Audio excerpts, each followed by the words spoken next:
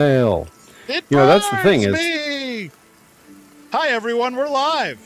And it's not actually a fire sale. It's just a fire sale in this chat on this Thursday. There is no rest for the wicked. There never is. Especially when we're wicked together.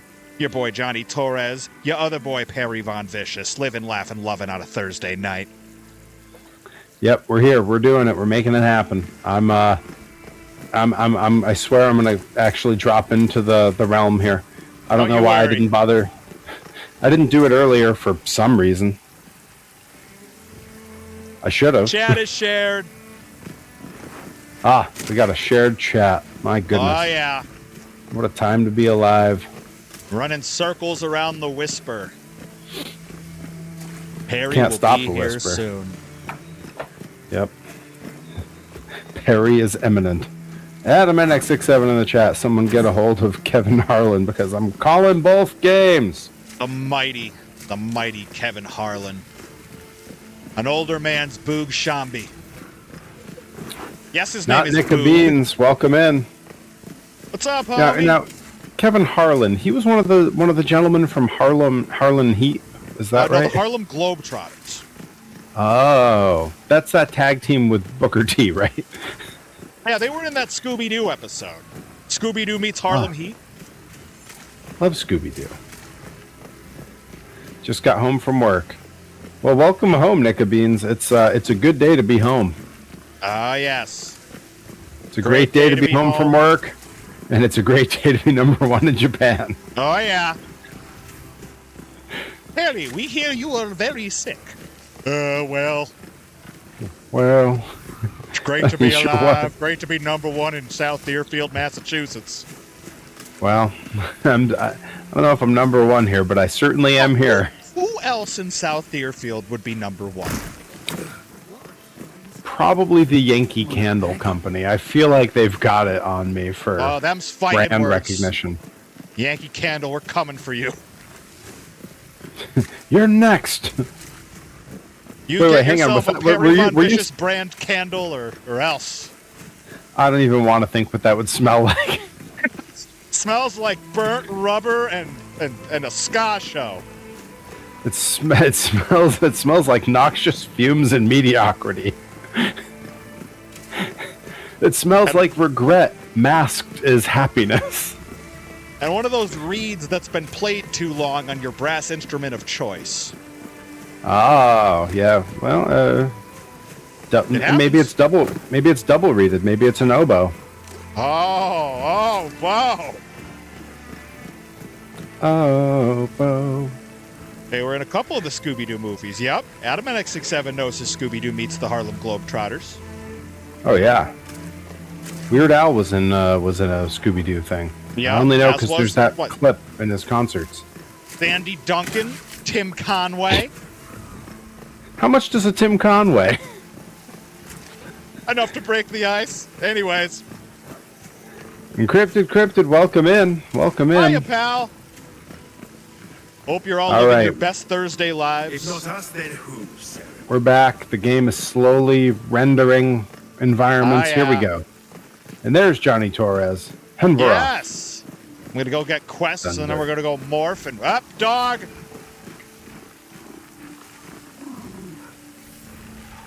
That was like the Adam West Burt Ward Batman. They got stuck in the bouncy pit forever. I remember one of those episodes.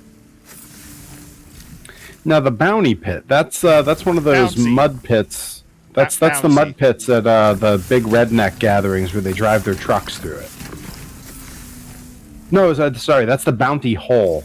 I'm just confused because mud pit sounds like it. I do my best to stay away from redneck gatherings, so I'm going to have to take your word for it. Oh, I don't go to them either, but the clips on YouTube are amazing. I don't want that in my algorithm. That'd be terrible. Yeah, they recommended me country music. I didn't ask for that. It just came. Just happened to me. Yeah, that is a good question. What is up, dog? Well, there's no dog up there. I just checked. Where are we going? Where do we go now? Wow, wow. Now, see, if I don't speak it live, and it doesn't show up in my stream or in my YouTube searches. Thank God, because otherwise my YouTube search algorithm would be in shambles. I think your YouTube would stop suggesting things to you because it would be like everything seems to make him upset. We don't really know. Maybe we don't show him anything. They're absolutely right. Today in wrestling alone has me like, maybe it's been long enough. Maybe I just shut down everything and move away. All right, we got that done. Nickabeans with an 80 stream watch streak. That's 80. Love that. Oh my! Holy moly! Thank you, Nickabeans. 80 stream legend. Nickabean says, "I thought I was at 60."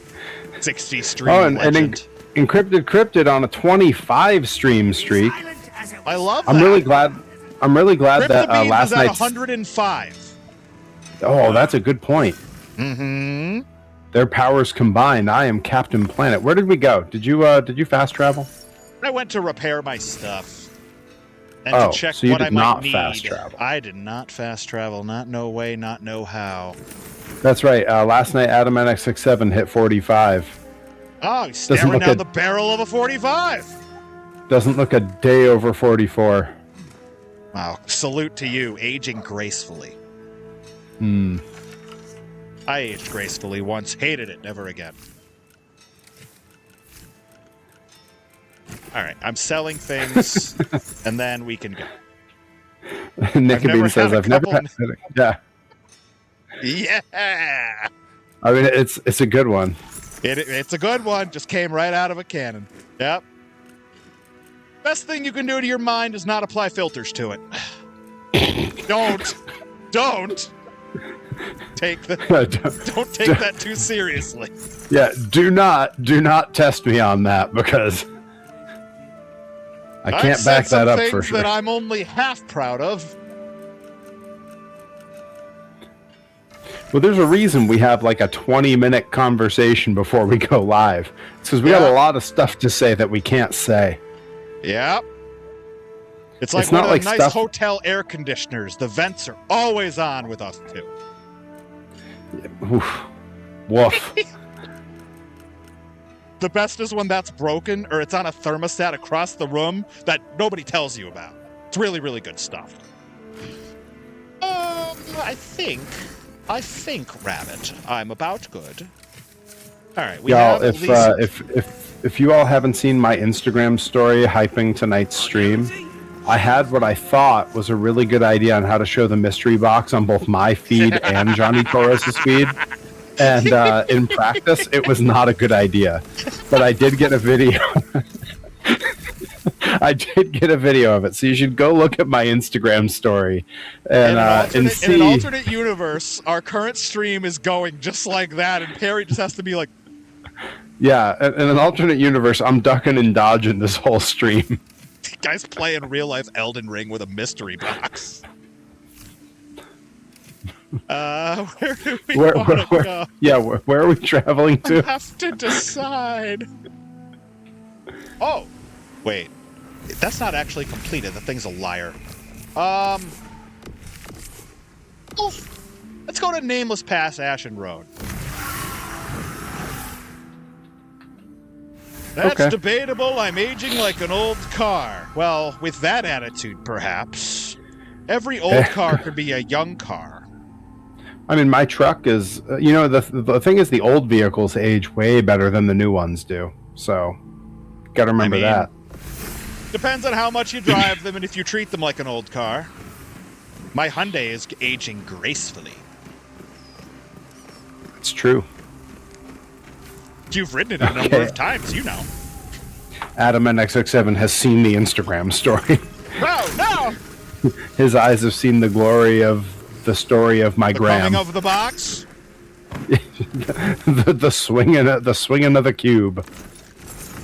Mine eyes have seen the glory of the swinging of the cube. All right, chat, you finish that song. Have it on my desk by Monday. Where'd you go? Oh, hang on. There's supposed to be a fire. little arrow. I'm by the fire. I see some. No, you're going the wrong way. I'm This way. almost done with the mushroom soup. He picked the other way, but that one isn't right either. I'm coming. Oh, it's okay. I found enemies. My mushroom soup is done. Soup's on. Oh, geez. Perry's in a fight again. Yeah. Hope you like Plague. They love Plague. You know, who doesn't? Yeah? I mean, probably lots of people, but... Plague and eggs and plague and steak. That's what we have for breakfast. Delicious. All right, Is nothing it? up here. I mean, part of it, I assume, is you just lose all your senses, so everything's delicious after a while. Or, really, it's something that fills your stomach that you can't otherwise taste, so you just assume. Yeah. I'm Okay. gonna have to Fair ask enough. I'm gonna have to ask the folks, you know, with the bubonic plague or the dengue fever or something like that. Like, hey, what was eating like? It was terrible. And captain armor. What do you do? Absolutely nothing. Sing it again. Ugh. All right. My God, he's looking down on all the land. Jeez. Yeah, Yeah. that's right. Really what we flexing do. flexing on that Grimes last name. Good Lord. Gotta Most let them Irish know. thing I've seen. Yeah. Yep. People gotta know. Dancing a jig at the ska show. I mean, that's what you got to do. That's what needs doing. Or if there's bagpipes. That's a less popular Blink-182 lyric. Because he danced a jig with a girl at the ska show. Oh, God. I found a thing and it's trying to kill me. Oh, God. Look at that thing. You jerk. Don't worry. I inadvertently It's dead now. exploded something that didn't need exploding. Oh, well. Hi, Knee Goblin. Goblin. Welcome on in. Max, welcome in. Love me some bagpipes. If only they weren't so expensive. You know, you got to keep an eye on Facebook Marketplace. I'm sure back you can in the just make day, your own at home. back in the day, the equivalent of that, of course, was like the WAN ads. You'd look for people getting rid of musical instruments. That's how I got my accordion.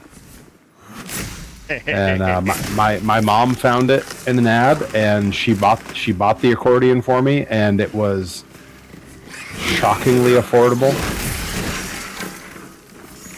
The guy who invented Facebook and the guy who invented Craigslist got into a fight. Who would have the bigger army? Facebook guy would probably have more friends, but Craigslist would probably have weirder, creepier serial killer friends. Now, more importantly, would they have called it Facelist or Craigsbook? Oh, that's if they merged. God. Yeah. I mean, they might as well just call it the pedophiles. Good Get it? heavens. Pedophiles. Yep. We already welcome. have something that should be called that. Yeah, we sure do. I feel bad. I went to school with a couple kids with the last name Epstein, and I always wonder whatever happened to them, especially, you know, during the present. I don't know why I would assume this, but for a second I thought you were going to say, I went to school with a couple people who are on the list. I feel bad about it. I was like, what are you talking about? There are definitely a couple people that I assume were there on January 6th. Oh, well, yeah. That eventually got pardoned and then sent back to prison for something probably more heinous.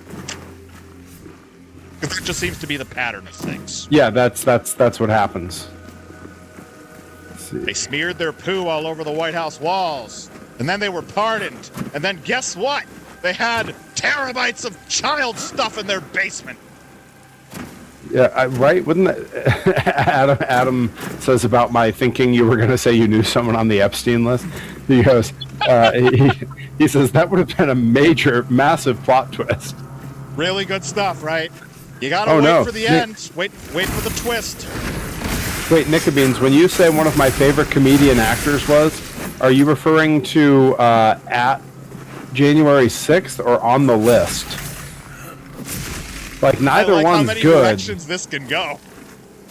Because if you're talking about at Jan 6th, I know who it is. You're talking about Jimmy Pesto. Oh, yeah. Yeah, I remember hearing that. I think that was the first time I disavowed Bob's Burgers when I heard that. Well, And I then mean, I tried Bob's to give it Burgers another disavowed try. him. So, Yeah, just any sort of character like that makes it hard for me to go back and even look at it the same way. so you're never But you watching can- Arrested. You can, yeah, I. So have, you're never I, watching I Arrested again, then? I unsubscribed from Netflix. I haven't watched Arrested since January 6th. The exception being really? the tiny little bit alerts. Yes, correct. I have not. Wow, that's crazy. Although Because of that actor. I do have a redacted copy of it, so I could happily watch it, not knowing that I'm not giving money to anybody if I so choose. I have it on a hard drive. I have yet to watch it, but I pretty much disavowed it with the exception. I'm in the same situation. I have the whole show on a hard drive. Yeah. It's the same way that I have Daria, but that's specifically because there's no other way to have Daria with the correct music. Right. Hi, bloopers. La How are you? Bloopa in the chat. Welcome, welcome. Hope you're having the most blooptastic day. Cheers, Bloopy. Yeah, there's quite a lot of shows that I just either have to hold my nose for or just disavow entirely. Like, Community was kind of like that just solely because of Chevy Chase, and that's one I just hold my nose and deal with. I'm not happy about it. Sure. Yeah, there's a few of those. But I have since tried giving Bob's Burgers another try. I got further than I did the first time, but then I fell off the wagon again for some other reason.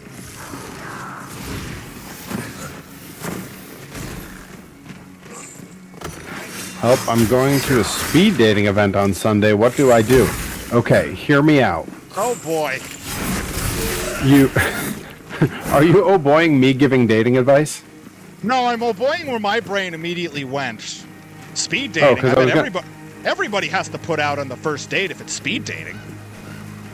I was going to say you should question me giving advice since my dating history is practically zero. No, so here's what you do. You treat it like you're doing chess against many people. Okay? You go to the first one and you make the first move. When you go to the second one, they make the first move. So when you go to the third one, you steal what their first move was. And then you just keep stealing the move from the person you were against the whole way around. So they're all playing chess against themselves and not you. But in speed dating, what you do is you talk to the first few people until one of them seems like you're interested, and then just steal whatever they said when you talk to everyone else, and everyone will be interested in you. Good rib. Rib nothing. I'm this is my strategy. Depending on the execution, it could be one or the other. Well, I don't really know what I'm doing, so I guess yeah, maybe I'm not one to give advice here. Oh no. I didn't follow you and instead I'm fighting a bunch of people. Oh, you can do it. I went the wrong way, so you're doing great. I'm playing the game with the same strategy I would have speed dated. La Bloopa says that's Adam Anderson says that's confusing. La Bloopa says I'm so confused. That is a horrific strategy. Anyone else? Yeah. Good luck. Okay, look, as I understand it, dating is a competition. So you need to not let them get a word in. Dominate the conversation. What, is that wrong? You know, Perry, right is a frame of mind. getting dating advice from the married pro wrestler. The married pro wrestler whose dating that history. should be a new YouTube segment. You do it once a week. Yeah. Okay. Dating advice with the married pro wrestler. And they don't know whether it's good advice or bad advice because it has to be No, good they do. because the guy is No. married. I was gonna say no. They know. They know it's bad. Yeah, because how would I have good advice? I dated one girl in high school, Don't never tell went on them any other that. dates, and then 48 hours after she and I broke up, I started seeing my wife. I was always exclusive with everyone. There was no dating being done. I am the least useful person to give advice on how to date someone. And honestly, in a speed dating setting, maybe even worse. God, nope. They have those I'm at all my about- in my town every now and then, and I'm like, I could not imagine. No thanks. I'm all about the long game. I'm not great in small bursts. you have to really deal with me over time. I'm the same way in some regards. Acquired taste, maybe the term. Otherwise, I mean, then again, some people have known me for a while, and then are like, we've had enough. So maybe it's just the right amount. All Johnny Torres in moderation, I don't know. I mean, start by asking everyone you meet how much they bench. I don't think it's useful or interesting, but you got to have an opening line. So why not? How much do you bench? You mean it's especially good. You mean wrestling fans around the world doesn't work? No, I was thinking more like it's especially good if like they're clearly not like a workout person. I died the same way you did. Same here. Yep, pushed off the edge. Yep. I have a good working relationship with my race car. That's about it. Yeah, I feel that. I have a good working relationship with pieces of technology. And Bloopy said, wait, what? And I want to know what it was that Bloopy needed. Don't worry, bloopers. Nickabean's out here flexing on all of us. I have a husband and a girlfriend. Who knows? You don't have to brag. In some ways, it's a brag, and in some ways, I think to myself, well, if I go places, I only need to really buy one ticket. So. No, that's a hell. Honestly, I feel like there's a lot of things one can brag about. That's pretty good. I like that a lot. Right? Like, Bloopy, flex much? Oh, that's your opening line. Just ask him flex much, and then just hit the double biceps at him. Yeah. See if there's any takers. Maybe, you know what? Don't even you bought break tickets to this speed dating thing, but you didn't know you were buying tickets to the gun show. The gun show. Encrypted just dropped the greatest little emoticon. It's webdings or wingdings? No, wingdings is that space in the strip mall where you can get chicken wings. Oh, I remember that. A Cinnabon took that over at mine, and now mine is barely alive. Well, that's malls for you. Yeah, malls be mallin'. Oh yeah. Don't worry, Torres, I'm coming. I figured out how to find where you went. I'm gonna try to tightrope walk up this so I can get this thing. I'm gonna run it. There were pants. I did it. How you doing? Good. I can't believe I did it. Good. What is encrypted? What is that? That's someone flipping a table, flexing and then flipping a table. Somebody's very talented at ASCII art and web wing art and things like that. Is it Kirby? That looks like Kirby. Bloopy's line of thought here being broken up by the emoticons is beautiful. I don't even know how to do the hair flip thing. Flex, flip table. I barely have hair to clip. Table flips again. I have effing cancer. I don't know how you did that because other people were putting the emoticons in, but that's amazing. Like and no, Bloopy, you'll be just fine. Short hair and bald women and such are in right now. It's true. It's true. Ask Janai Kai. I was gonna say my wife has short hair. She has a pixie cut. The best kind of cut. It's in. Like, pretty much every girl I've ever dated had, at some point, a pixie cut. Might as well call it the kryptonite. All right, we've cleared out room in the inventory. Even better! Bloopy says these guys are just going to run for the hills, aren't they? Hey, you know, look, if they're not scared of you, like, look, they have to come into this from a place of fear. You have to dominate. I don't know why I'm keep going back to you have to dominate the dating scene. That's probably not accurate. There's a lovely town outside of Loveland, Colorado that beautiful women flock to, like the, swallows of Capistrano. Swallows of Capistrano. Yeah, I knew where you were going straight for that Bugs Bunny reference. Yeah, the swallows come back and the swallows. Oh, prior to Weird Al, you go to the pinball bar just outside of Loveland, Colorado. That's where beautiful, ambiguous people flock like the swallows of Capistrano. Yeah, Bloopy, guys being scared of you is not a specific to you or specific to girls with cancer thing. Guys are scared of all women. That's why we have such terrible incels. Yep. It's also why those of us that are not incels are still terrified of women. It's all of us are terrified of women. Yeah. Women are terrifying. Have you been around some of them? Any of them? All of them? It only takes one to give you the post-traumatic stress. Only takes one. Okay, this joystick drift is killing me. So, let's try that again.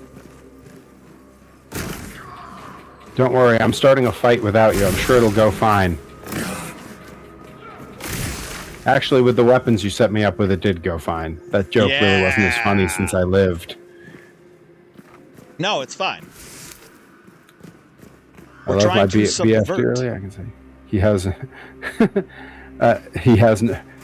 Max says, I love my BF dearly, but I will say he has no riz, as the kids say. Can confirm men are just intimidating, nervous, and awkward. It's completely true. Yeah.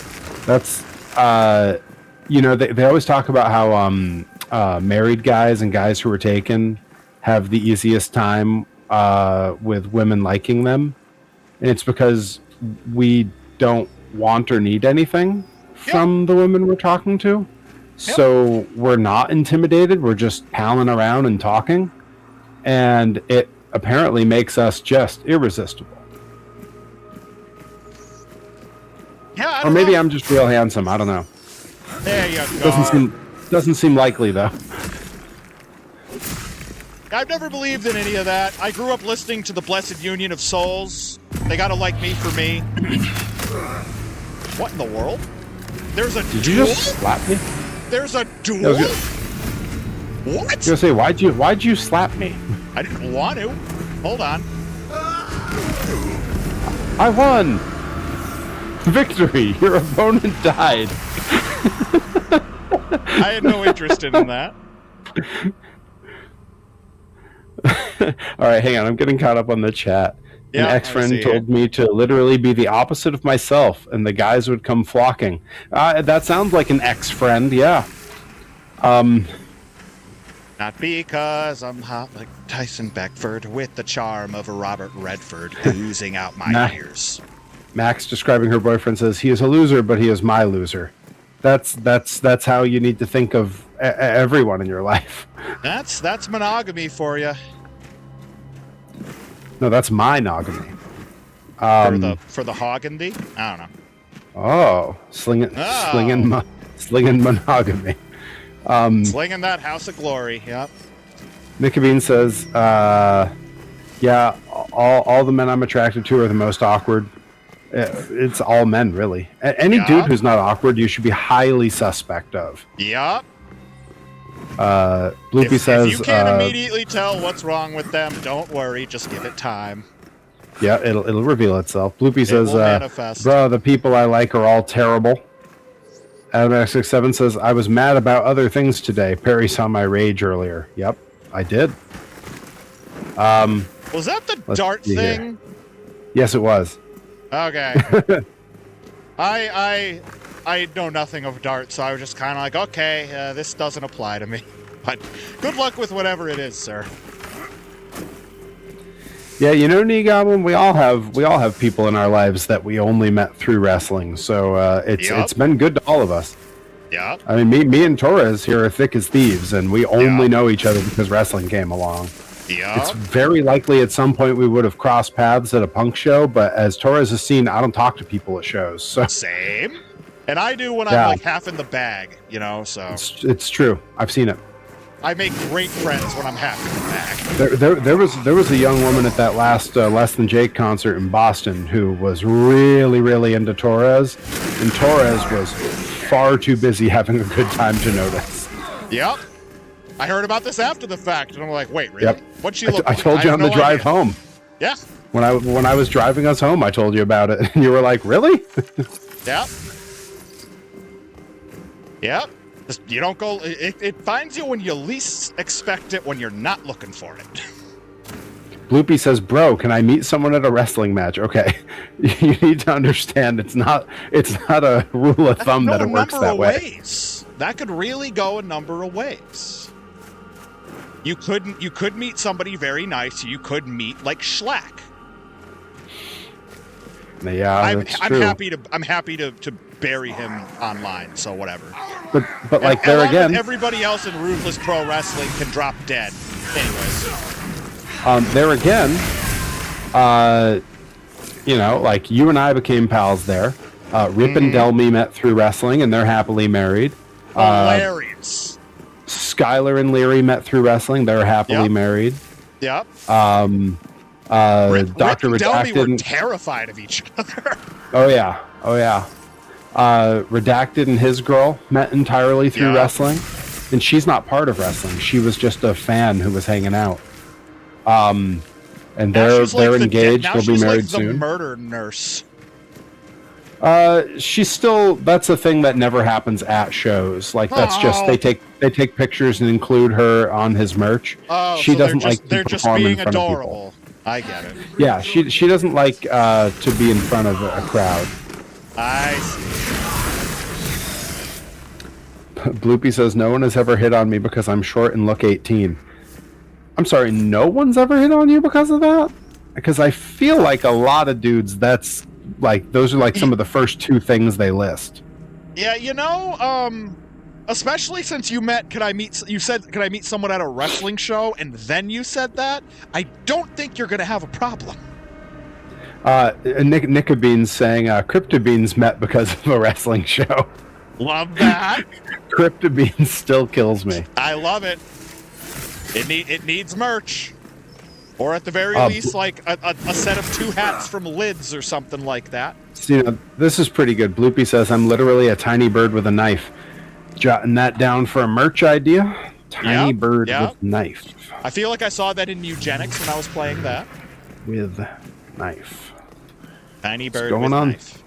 Going on the list for merch. The old merch thing.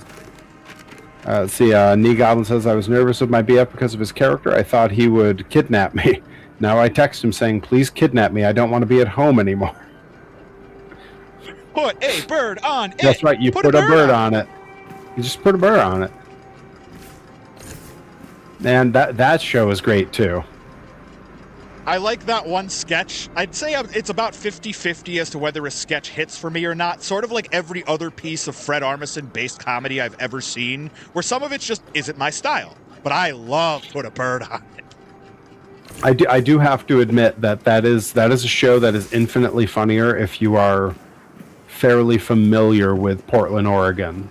Like if you've been there, if you've spent time there. Which is funny because it's also a fair bit like Portland, Maine, but they're not the same. I think they feud. No, neither one is uppity enough for that. Can we make that happen? Randy, I got an idea. Of course you did. Nickabean says, I had some friends who were extras on that show. Of course you did. We mentioned a piece of culture and a piece of media, so that means by law, Nickabeans has a friend involved. Nickabeans put a bird on it. Put a Bloopy bird says, on it. Bloopy says, I'm a tiny bird with a knife. I'm a piper bird. Perry is an emperor penguin. Ah, It's true. I'm flightless. Putting the pear in emperor. Oh yeah. Oh, an emperor penguin. It's a penguin with a monocle. What? Oh, I see. Are you still coming back to where I am? Wait. Or should I not? I've just been sitting here waiting. No. Ever since I defeated you in a duel. Oh yeah, I jumped off the cliff, went back to the whisper. Yeah, it's okay. I fell off the cliff while we were talking. Never mind. I'm gonna kill this thing and then I'll go. Max, wow, you know a lot of people. I always tell them you should meet Nikki. I'm nothing compared to them. Yeah, well. Okay. Let's Everyone here is amazing, and then there's me sitting with my cat. Yeah, I don't know if you know what I do all day. You've seen cat juggling. I've heard of this. You see the posts I put up on the Discord during the day. I'm just sitting at work with the work cat. Smelly cat, smelly cat. Yo, he does. He stinks. What are they feeding you? Smelly cat. Yeah, he smelly stinks. cat. It's not your fault. Maybe it's his fault. I don't know. I think I know everyone because I know Marty the Moth and Dino, and suddenly that is everyone. You know, I know Dino. Marty the Moth follows me on Twitter. That's about all I got for you.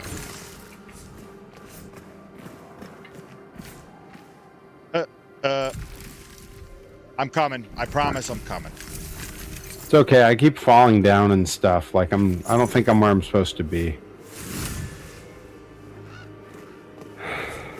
And now I'm running uphill through water.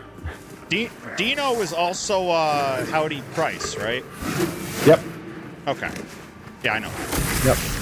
Yeah, he managed Levi for some time. That's why I know him.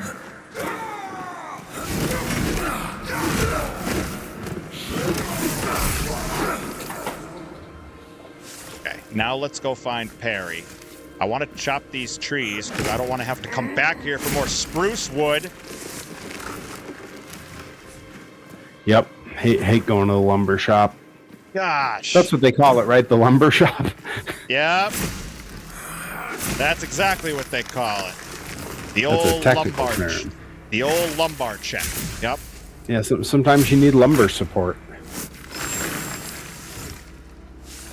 Especially if we want to keep upgrading Sacrament. I like to write sonnets and plays about wood. I'm the Lombard. I love that. I love that. I like to assume that you play some sort of like a lute or a lyre or a mandolin or something. I like to repair lutes. I'm a luthier. I love that. I'm for this. Okay, now we try to fall without dying. Perfect. Bloopy says I can write a sonnet about wood. Well, just make sure it's coherent. About an octopus. I was gonna say just make sure it's coherent. You don't want your ideas splintering. Come on. Hey! Hey!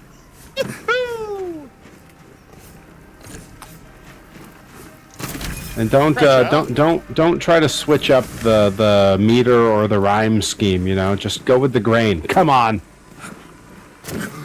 Say meter. We're in America. Use the imperial system. Oh right, yeah. Sorry. I mean, I know we're fairly close to Canada, but come on. Hey, watch where you're parking, pal. I'll clean up this poem for you. I'm a meter maid. Hey.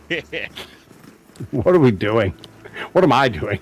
I know what you're doing. You're trying to get us to... Stream of consciousness, Perry. Stream of consciousness. Stream of unconsciousness. Yes. I put the unk in unconsciousness. Too. I have those too. Captain's log. Perry is treating the chat to... What? Did Perry agree to this? It's gonna fill those mouths with so much ice cream, you'll be the envy of every Jerry and James. I dropped that earlier in our chat And I just earlier. remembered where the actual context came from. Yeah, it's from Arrested. Right. I don't remember. yeah, I put the hunk in unconsciousness. I'm an old dude who's sleepy all the time. God, I wish that wasn't true. He says that, and then he's usually up with us till the crack of dawn, watching Kerry Woods until the break game. of dawn. Look. Thank you. Yes. Look, I'm not gonna lie. I was so sleepy when I got home from work, and I had to like make dinner right away so I'd be ready for this. I put the stuff that I needed to cook in the oven, knowing that I had to cook the other bit of what I was making when the stuff in the oven was halfway done. I set a 7-minute timer and went to bed for 7 minutes, and I was out. Just gonna rest my eyes. The alarm went off, and I was like, oh my God, I must have burnt everything. How long have I... Oh, it was just 7 minutes. I was so under that I was convinced that I'd been asleep for like 40 minutes. Now, you can't let me fall asleep, or I... Hey, hang on. Bloopy says, bro, who wants to write and illustrate a Christmas comic called A Very Merry Perry? If you guys make it, I will have it printed and sell them at the merch table come the holidays. Don't tempt me. I will have you know. Book. I will have you know. And Johnny Torres knows this already. I spent a fair amount of my day, looking for Ken doll-sized Hawaiian shirts on the internet so that I could make a special one-show edition of the Perry action figure for the Blitzkrieg Luau. Yep. And then any of them that aren't sold by the end of the Luau go right in the fire. Yep. Never to be seen again. Yep. Actually, I'd probably just take the shirt off of him and find a different outfit for a different show. This Perry's exclusive to this show. Perfect. As long as the rest of the audience doesn't know that. Nickabeans, what's beautiful if you wanna Nickabeans, if you wanna make me Hawaiian shirts that'll fit the figures, what's beautiful is you already have the parts of the figure. So I don't even have to give you measurements or anything. You have the parts on hand. Loopy says, I want writing rights. Hey, I'll credit you. He won't give away animation rights, though. Loopy says, I can write and illustrate it, but only 50% of it will be good. Is that to say that it'll be like a half-good story with half-good drawings? Or like only the writing will be good and the drawings will be bad? Like, which half are we talking? Because, I mean, look, I don't mind that. Bet. Thank you, Nickabeans. Okay. Oh, okay. The stories will be amazing. The drawings will be terrible.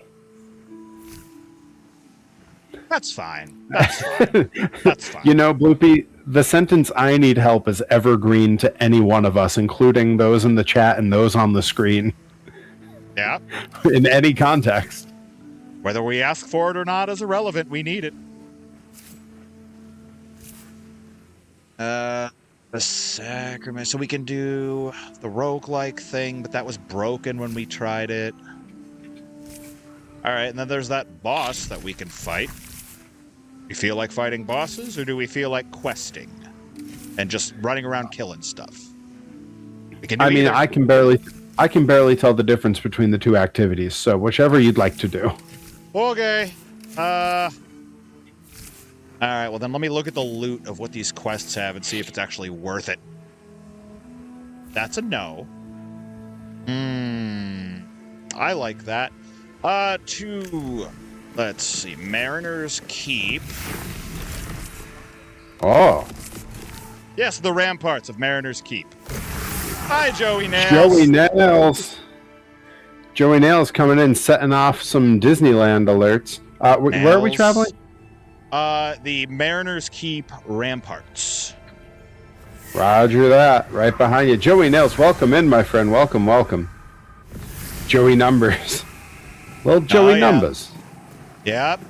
Or the million last names that he had at Rebel Spirit. Old Joey Mats. Was it Joey Boards? Joey Planks? Joey Planks. Joey Boards and Joey Planks. He got both of those. He was Joey Beams? Yep.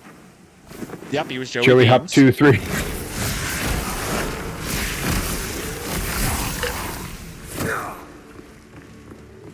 Hell Joey yeah, Nick could be. Or in the case of last night, or 2 nights ago's billboard picture, Joey falls asleep on the road. Yeah, Joey Burgers. Yep. Oh, you're over that way somewhere. All right, I'm coming. Ah, I found you. Haha. Yes. And we're going to go this way, and there should be things that want to kill us here. Haha, yes. Well, how does it feel to want? Well, they might succeed. Well, Loopy, we don't have any proof that Joey Nails isn't Mark Hamill. We've never seen them in the same room together. For all we know, Mark Hamill could be 3 Joey Nailses in a trench coat. I mean, the truth is, I don't know that Mark Hamill's not me. I've never seen me and Mark Hamill in the same room. You know, you are right. Another winner. You are right. And so he's back. Did you die too? Oh no, you're over there. Okay. I brought you back. Hey, look, I'm alive. What's that? I just yeah, we could all be Mark Hamill. Yep. If you maybe believe the real in Mark it, you Hamill, can achieve it. Maybe the real Mark Hamill was the chat we made along the way. Exactly. As long as you're not Matt Hamill, you're fine. Oh. Yeah, that guy's a jerk. We can just let him throw stuff from over there.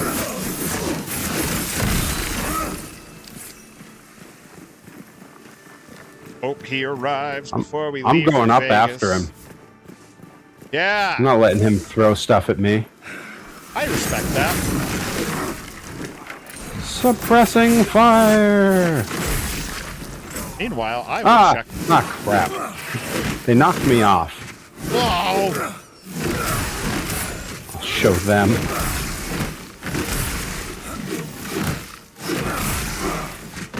Bunch of jerks. I do like Adam and X67 says, what if we're all Mark Hamill? And then Bluey just responds, bro, deep. Yeah. That's definitely something very metaphysical that I would expect out of like a newer episode of Rick and Morty or something. Everybody that is we were all Mark Hamill. Yep. They've done things like that already. Yeah. Suppressing fire. Every time I hear that, I just think of XCOM and how useless that command is. That's a too deep of a cut. Anyways. Really? Is something on this stream too deep of a cut? You know, you're absolutely right. So where is Johnny Torres? Collecting copper and clay. Oh, there he is. Oh, yeah. All I had to do was run to where the copper and clay lives. Yep, exactly. What are you doing? What are you doing, bird? Just a chicken. Just hanging out here. Can I pet you? No. No, I get attacked. Yeah, I tried to pet it before. They just peck me. What a jerk. Yeah, chickens can be like that. I have to tweet at these developers and being like, why do you have the chickens attack us? Why can't we pet them? No, why can't I pet the chicken? I have chickens at home. They like seriously. The guy I stream this with on your co-op every week carries his chickens around like they're docile cats.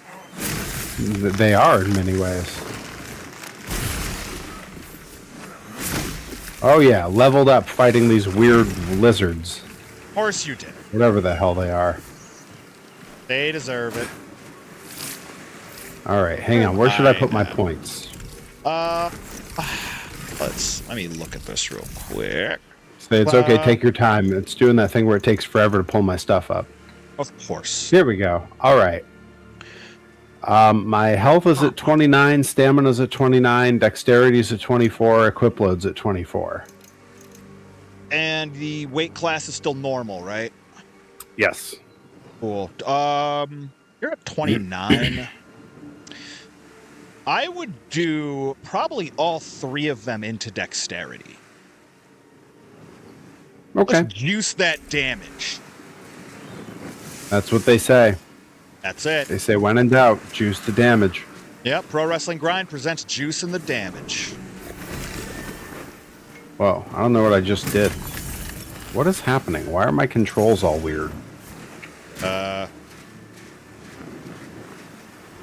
I see. Never mind. We're good. Cool. Never watched regular show. Don't know a single thing about it. I have nothing to add to that conversation. Yo, Knee Goblin, tteokbokki is the best.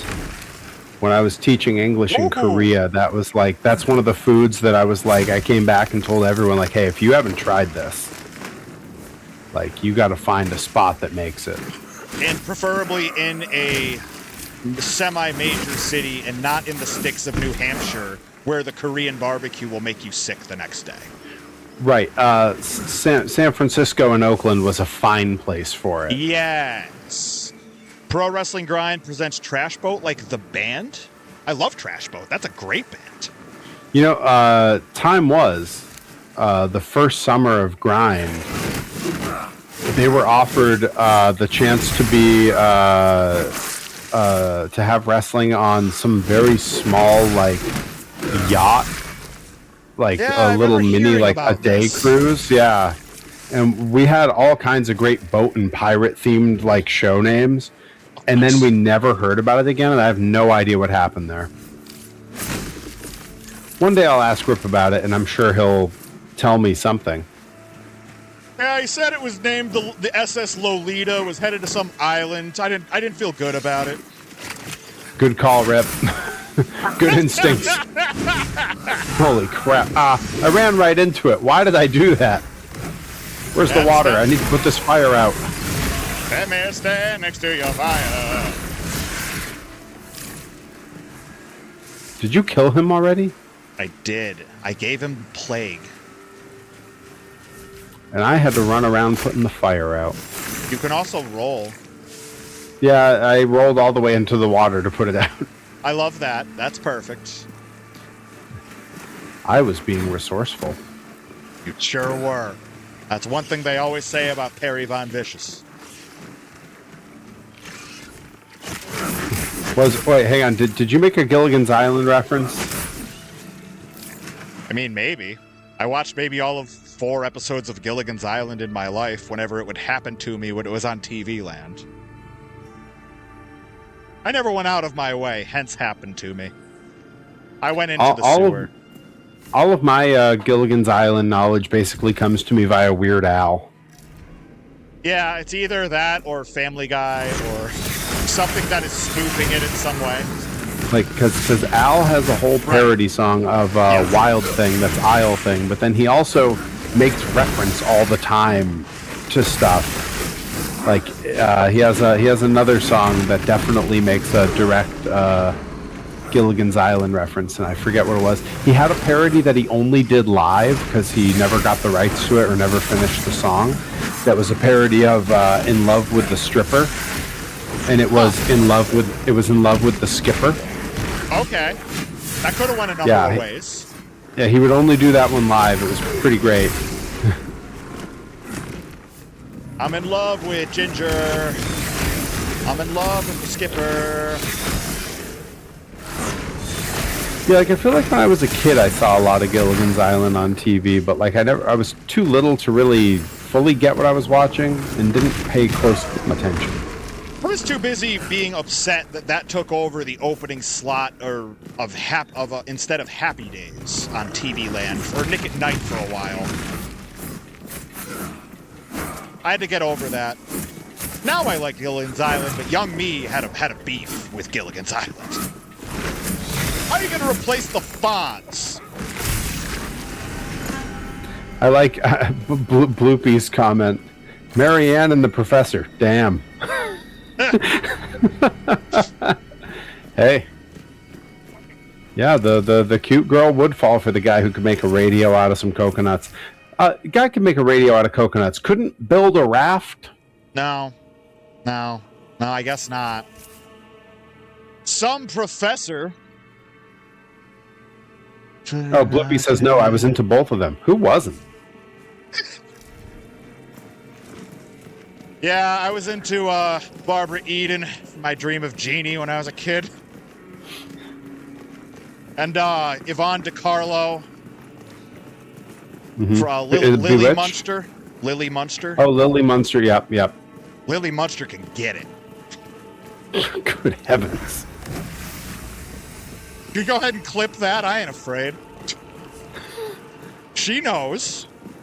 You know what's crazy is when I was little, I had a big crush on Amanda Bynes, but like, even as a little kid, I thought it was like maybe weird that maybe she was too young for me because she always played like very little kid characters. Right. And now as a grown up, I realize like, oh, she's like my age almost to the day. Yep. Nope, I had a crush on her when I was a kid, and then I saw the things she's gone through, and I was like, hot dog, I was right. Yeah, you're like I could have saved her. I could have saved her, or I could have went down with I could have went down with the ship, but I would have been one of those happily playing the violin as it capsized. Oh, see, I thought you were going to say I could take her away from all this.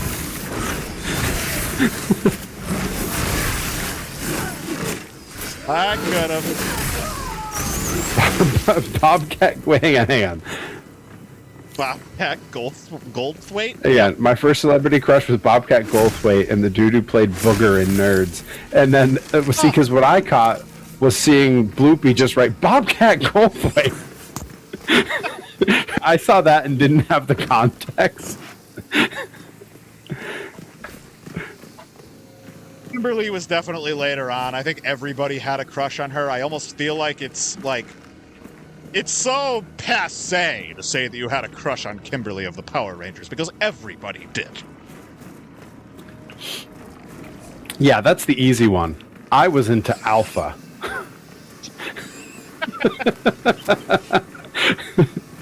I had a refined palate. The perfect tones. Perfect dulcet tones. What, I like the way that Alpha didn't seem impressed by me.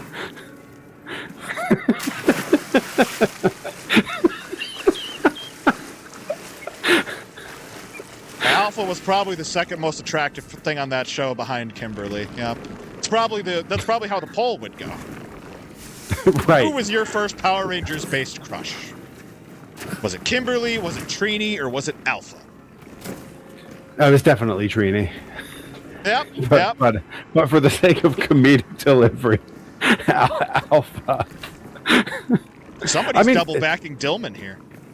You know, honestly, Rita Repulsa is not a bad answer. Adam N67 took a. I could have saved the hell out of her. Think of all the trouble you could have kept her out of. God, I know. Yeah, well. After 10,000 years, I'm free. Hi, Johnny Torres. What's up? You thought you were free. You thought you were free before. How do you feel about shepherd's pie? Scorpina was also hot. Tails Nicely never done. fails.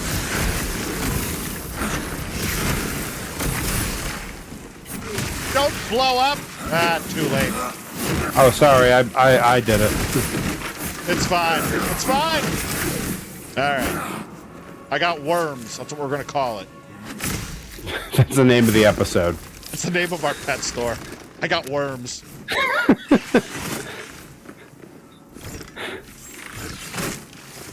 All right. It was Rita Repulsa, Scorpina. Scorpina was married to Goldar. Goldar's a cunt. And then Benedict Cumberbatch. Yeah. You had a shot with Scorpina, Adam NX67. Chris Evans. Goldar would have hid in the closet and looked through the slats while wearing a Superman costume. Chat, I get the pet sit starting tomorrow for almost a week. Yo. What? What kind of pets? What kind of pets we talking? It could be anything. Could even be a boat. I don't know. Not a very good pet. Yeah, they say the happiest days is the day you get it and the day you sell it, so I suppose. 2 dogs, 2 doggies cats. and 2 kitties. I love that. Cat dogs. 2 We didn't make that Spikes jump and at 2 all. Toms. People always often forget that the dog in Tom and Jerry is named Spike. Oh, just like on Rugrats. Yes, that was like the go-to dog name for cartoons.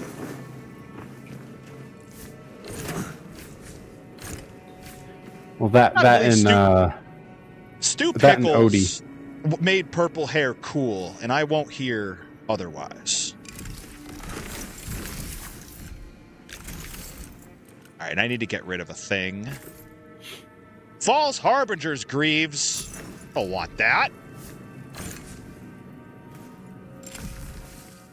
Isha was all right. She's top 3. I wouldn't put her above Trini, but that maybe tells more about me than it does about her. So. yeah, Trini was number 1 for me. Yeah. Damn Bay Bridge. Every time I drove over it, I was like, I hate this bridge. Yep. Something in Trini the bridge he from us. doesn't like. Yep. And that's exactly what it is. Yep. Can't. Well, Oh yeah, it's that's right. okay. Max says, can't forget Santa's little helper. Yeah, Santos El Helper. I remember. Yeah. Santos Al Halpert. When he was adopted. That's by one the of my Halpert favorite. family. Yeah, that's one of my favorite jokes on the show. When they wanted him to get mail, so they made up a real name for him. Yeah. Santos El Helper.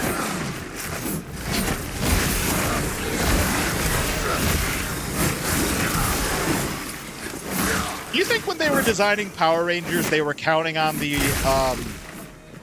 maturation of multiple people throughout the universe? You think they were counting on that when they made that show? No. No, I didn't think so. With a great deal of confidence, I can say I don't think they thought any of what you've just said through. No. I have to imagine Amy Jo Johnson travels around with like a full security staff. And not any of them cheap security staffs, mind you, that just have tasers, but the ones that have like metal batons and stuff. Yes. Well, the stuff is important. Right. Stuff could be anything. It's up as engagement according to Twitch. They don't know. 5IH9, thank you so much for spending your free time with us here on our Wicked Together stream. We appreciate your patronage. I appreciate your time. Steel's watch. It makes me think of Pat and Oswald. The only email he gets are spam, and he responds to them. Oh. Look at my hoop, Leslie. Look at my hoop. Eating goober peas.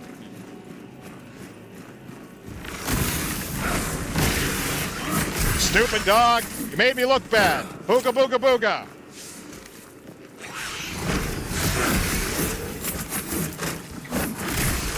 What we need is Perry Von Vicious merchandise in the art style of Courage the Cowardly Dog.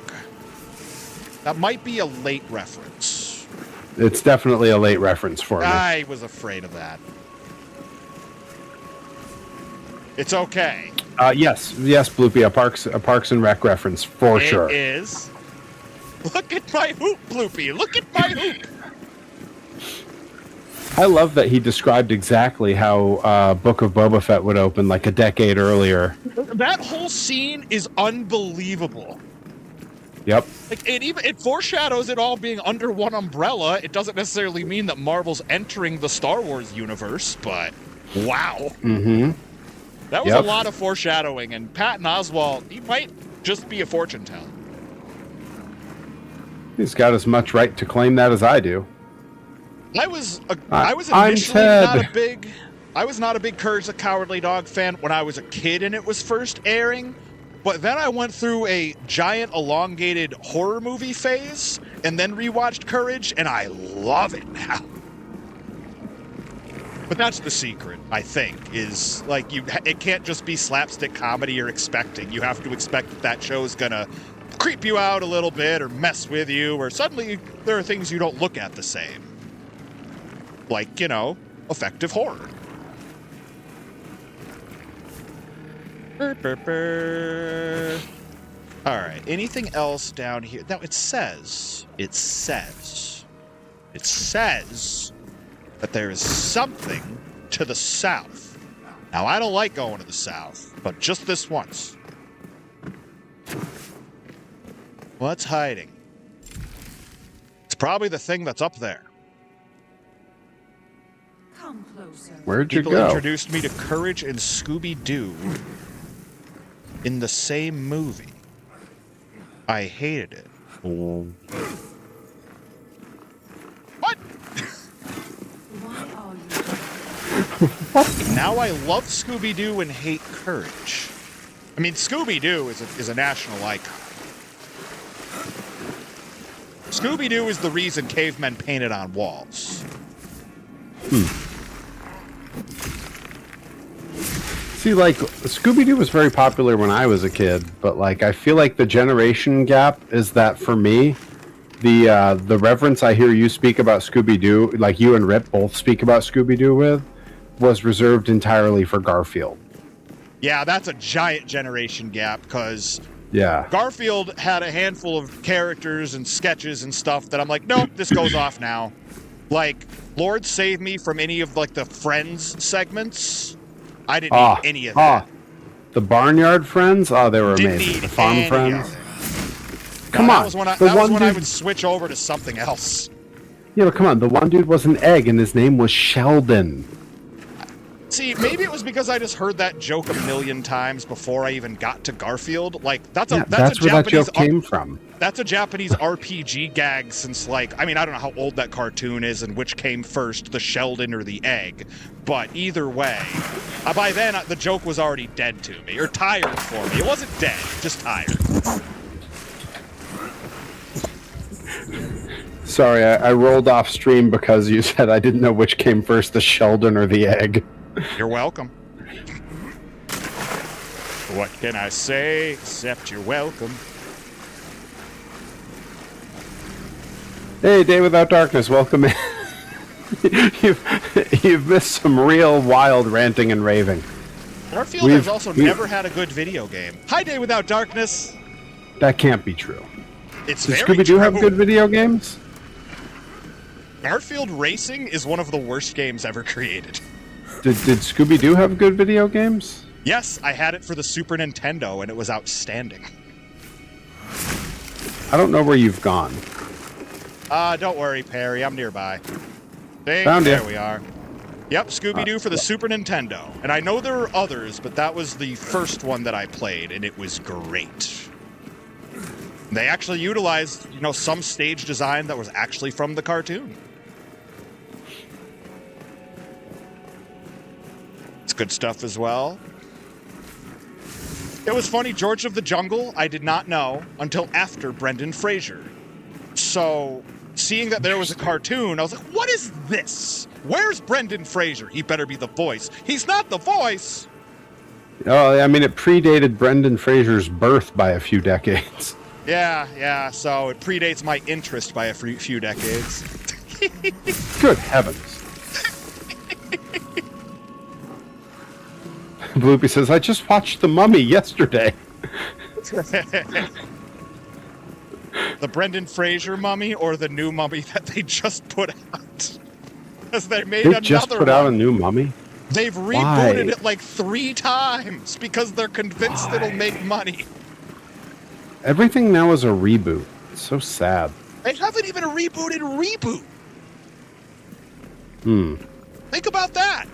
If there's anything that should have been rebooted first, it was The Namesake.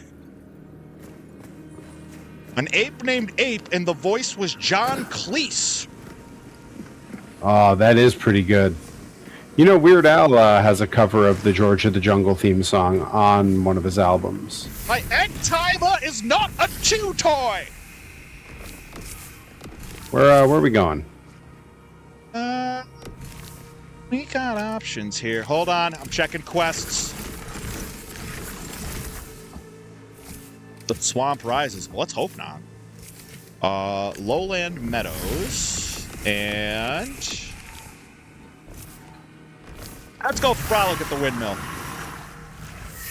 I don't want a Mummy reboot either, but they just keep happening to me. I'm right behind you. I will be right back. I'm stepping away for 1 second. You're golden, Perry. You're golden. That's what they say about me. Yep. Old GVV, Golden Von Vicious. And we are loading. We are loading. There's no such word as indecisions in drag racing, Marigold. Like the wrestling promotion? Do they have a drag racer? Because that'd be kind of sick. Geek out about how inaccurate the archaeology is, while also being insane about how insanely handsome Imhotep is. You know, that could be your follow-up novel to the Perry Von Vicious Christmas book that you're working on now. It could be Perry Von Vicious pointing out the inaccuracies of the archaeology in the film The Mummy with his sidekick, Brendan Fraser. Brendan Fraser's probably down for it. Guy seems to be down for anything. Wow, great. Get over here. Oh, all right.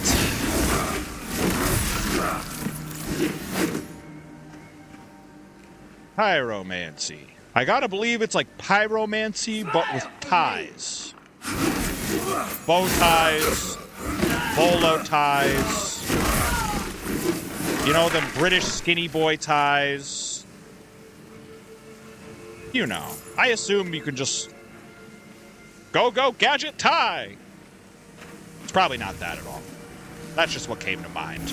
Oh, he died and he wasn't even here. Poor guy. Well, he's back. They won't get you. What I miss? We teleported here. There were 3 things waiting for us.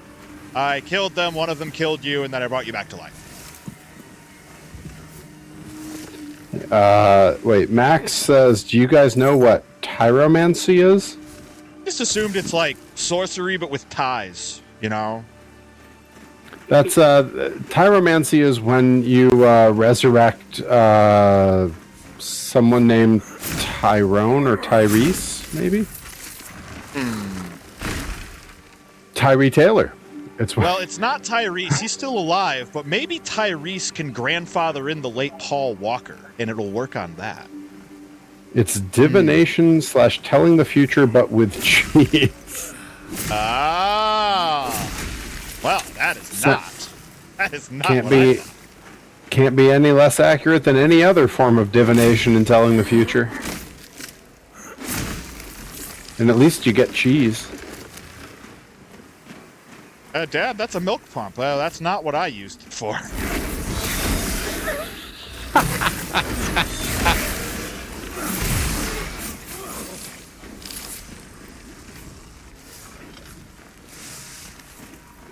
Okay. So, let's see. Oh, plenty of frolicking to do around here. What's the name of this show? Oh, yeah. It was used throughout the Middle Ages. Fascinating work. Huh. I wonder why it fell out of fashion. Were they hanging cheesemakers during the Salem witch trials? Were they worried about tyromancers? Are there a series of cheeses that are now extinct because of the mold that appeared? Like in the Salem witch trials?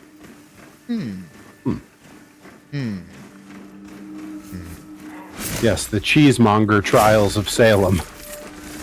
Oh, but then there was only one left, and that's why they said the cheese stands alone. Oh, I get it now. That's where Highlander got that whole there can be only one thing. Yeah, yeah. It was about the embattled cheese artisans of their time. Okay. I get it now. I get it now, folks. I think I get it less as we talk about it more. Yeah, it's one of them. It's one of them Lewis Black things. Don't think about it for too long. Blood will shoot out your nose. No. As People think you're hype. as I've continued to like make lists of things I think could be bit alerts that won't get me copyright strikes. One of the things that's been on my list is just Lewis Black going, "Let's figure it out." Let's figure it out. I gotta eat. That was way too much coffee. Like that one could be a sound on my channel. They brought me a bottle of coffee. It's coffee for 15 people, and I got excited because I saw some friends were joining me, and I didn't know who. The waitress takes forever. By the time she shows up, I finish the coffee and I'm drinking the boysenberry, and I go, "Bring me some pancakes." That was way too much coffee. Fuck, too much coffee. Yeah, that's the moment Lewis Black lost me. I don't really know about this too much coffee business. Lewis Black has a lot of things that he's done too much of. Ain't that the truth? Yeah. Day Without Darkness. I always learn so much on the joint stream. It's true. We cover a wide variety of topics. How accurate anything we say is, or how much of interest any of it is, that's really not up to me. NyQuil came on the market in 1979, and I was there. Had the best thing I ever read on a medicine package, 180 proof. Well, they didn't have that warning about not operating farm equipment on it back then. It came in two flavors, blue and green. That's what it tasted the like, only, blue and the green. only stuff that tastes like blue and green. And he's doing this thing. So I proceeded to drink the whole thing.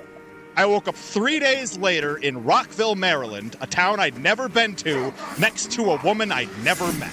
But I could breathe again. Adam NX67 gets the reference immediately. Yeah. If it weren't for my horse, I wouldn't have spent that year in college. A degree-granting institution. Degree-granting institution.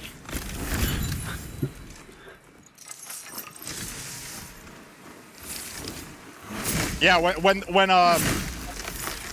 they put on football at the house after grind, and I decided this is my cue to leave. That was my exiting quote. You ever watch football? It's like watching flies. Yeah, you know. I don't want. Yeah, I'm with you on the NyQuil. NyQuil reminds you of Dennis Leary. Dennis Leary, the Rescue Me guy. Yeah, his stand-up. He had a whole bit about NyQuil. Never watched him do a single thing outside of Rescue Me. Oh, you don't know the song "Asshole"? Me and Rip used to sing it in the car. Oh, that's one of those that I downloaded from Kazaa, but they credited it to like Jeff Foxworthy along with like eight other songs. Said it. I was gonna say they said it was Weird Al or something. Yeah. Yeah, no, that's Dennis Leary. Interesting. Yeah. No, he was a one other prolific thing that I know him from, along with the entire run of Rescue Me. Yeah, he was a prolific stand-up for decades before he got Rescue Me. How did they cast him to be a fireman? Because he's Irish dude from Boston. It's slow and over the plate. I guess. He's every Boston fireman. They all look and talk exactly like him. I suppose. I mean, tell me when I'm telling lies. I'll take it. Like I said, I don't know enough about Dennis Leary to be invested one way or the other, so. Well, I mean, when you watched the show, did it seem like the correct casting call? I was way too young to even think that way. It was just, my friend's brother is a firefighter. He likes this show. So me and my friend are going to watch this show with him because he tapes it, because he would work the night shifts at the firehouse and never got to catch it as it was on, unless he was watching it at the firehouse. This person has a lot of those. This person has a lot of those TGRI flowers from Turtles 2: Secret of the Ooze. That's a real specific reference. sure there's somebody out there in chat that knows exactly what you're talking about. Like I was telling you, I only know the games. Yeah, I know. We were talking about that, and you said, I only saw one of the movies, and I said, oh, which one? And you said, the one where Raphael's trying to be the leader, and I was like, that's every... I guess that's all of them? That's every movie and every episode they've ever done is Raphael being broody and angry that he's not the leader.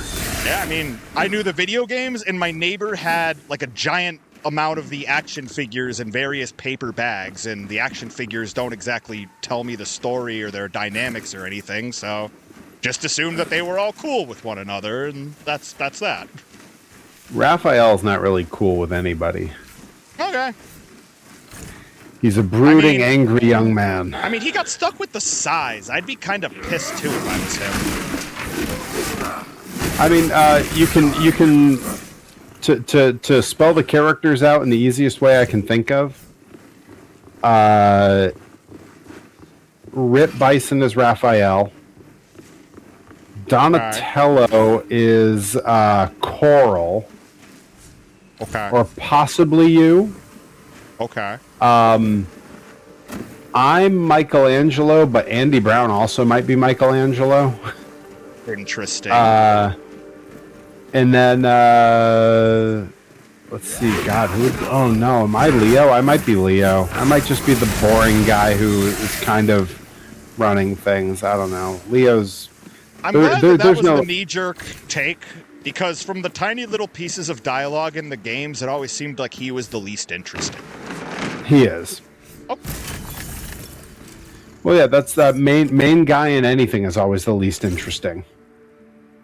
Yeah, unless they have some weird, like, tortured protagonist cliche going on with them, and then they at least stay interesting for the first season until they get clean, and then they're boring again. Adam and X67 says, wait, who's April O'Neil? Well, the answer to that's probably Delmy, just in that it's the only girl character, and that's sort of Alyssa. Yeah, you're right. Alyssa is April O'Neil, a skilled journalist who just can't believe the children she's surrounded with. Yeah, I can't imagine Delmy as a journalist. Yeah, Delmy's more. Who's the character in Teenage Mutant Ninja Turtles? Wow, I like that. That's a reference I get because of Tournament Fighters. I get that one. Ray Fillet. Every now and then. Yep, pretty pleased with that one. As you should. Yeah, Nicky Beans agrees that Alyssa. Character. Yeah, I mean, maybe Karai. Karai is, the other girl character who came much later. That's perfect for Delmy. I mean, I guess Delmy could be, what's the girl turtle? Yeah, Delmy's definitely Ray Fillet. Ray Fillet! If you want to go with the fish thing, Ashley Vox could be Ray Fillet. Ashley Vox was not cast in the show. Returned to her home. She returned to her home planet. Yeah, she returned to making appearances at breweries. She's taking a real beating in this stream for no reason. She's catching strays. She didn't do anything wrong. Well, not in this stream, anyway. Not in this stream, anyways. Oh yeah, Venus de Milo from Next Mutation. Yeah, everyone got real mad when they added a fifth turtle and it was a girl. What? Yeah, there was a girl turtle on the. Yeah, on the. Because it's all the art things. I get it. Yeah. Yep. I just thought of a turtle with no arms. Well, that was my first thought. That's a technically none. Technically, none of them have arms. I'm pretty sure that turtles have 4 legs. Just all legs, but they hold their weapons with their toes. Yeah. That's kind of cool. They're all like Stacy Keibler. They're all legs. They know how to use them. Casey Jones has been a woman in comics. Well, that's definitely not Delmy. Delmy is definitely not Casey Jones. No, because Casey Jones is super. Come on, she's one of the boys. Casey Jones is wicked cool. So it can't be Delmy. I don't know. I went with Ray Fillet because Ray Fillet is kind of a ding dong. Having a great time. Bye.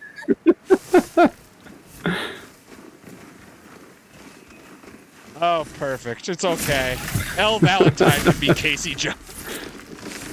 Yeah. Oh, that's true. Yeah, L. Valentine's probably Casey Jones. That's actually not a bad comparison. All right, we're going to need you to print out a Casey Jones mask for L. Valentine at the next one.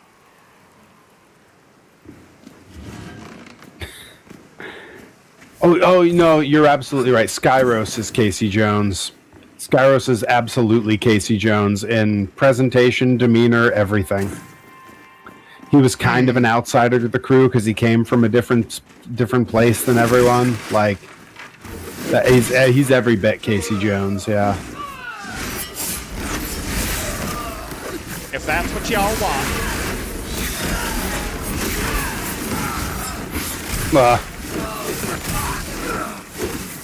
Take that.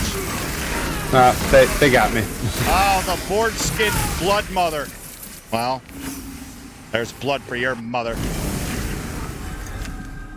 I think I've seen Skyros wear a Casey Jones mask before, like either for like Halloween or To the Ring or something. So like, yeah, maybe.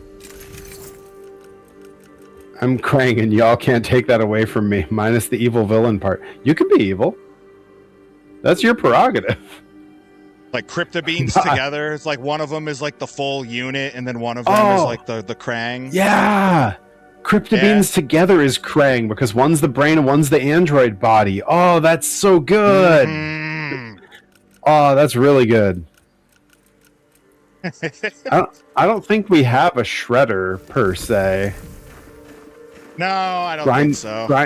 Grind needs to start booking true heels. There's a bunch of us that go through our phases of being Shredder, but nobody's a permanent Shredder.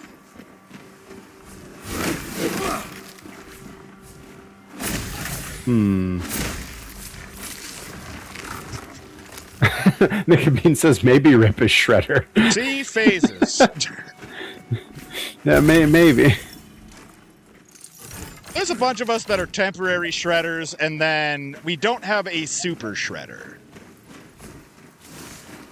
Yeah, if I ever had a heel turn, I could be super Shredder. Can we start calling the VFW the Technodrome? Yes, we do. We do now. We can do that. I'm on commentary by myself. I can do whatever I want next time. Florence is now known as Dimension X. Yep, perfect.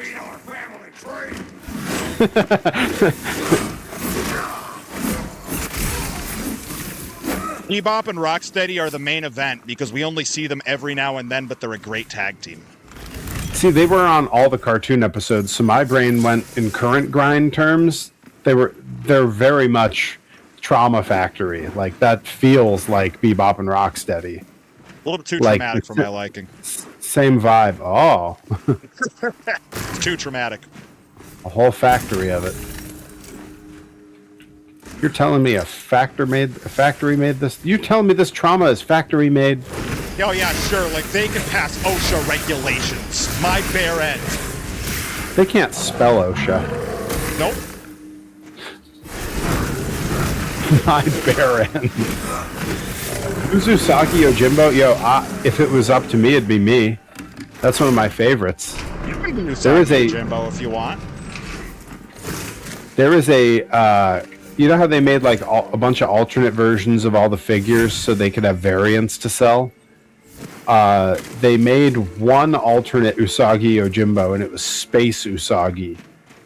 And the creator of Usagi Yojimbo, Stan Sakai, decided, oh, that's a good idea. And he did a whole comic series of Space Usagi based on the action figure that Playmates made because he was featured in Ninja Turtles. And the comic series is amazing, and the figure is amazing. Yeah, Space Usagi's been on my list for a while. It's like, that's one I gotta pick up. I know. I first learned about that character because of Yojimbo as an unlockable in Final Fantasy X, and there was a whole big article about who all the unlockables were inspired by, and that was the one that did not match up with any of the others. We're like, that was inspired by a character from Teenage Mutant Ninja Turtles. Oh, what? Yep. Yeah, now I'm trying to think who would be Usagi Yojimbo. We'll go with Ryan Mooney. Oh, great. Now I have to think about who Ryan Mooney's supposed to be. Oh, man. Yeah. Who would Ryan Mooney be? Could be anyone. Could even be a boat. You know, in a lot of ways, Rip is Metalhead. That was where my brain went for Skyros. I went to Metalhead Oh, interesting. first. Okay. All my best friends are Metalheads. There you go. Go to Lowland Meadows Windmill.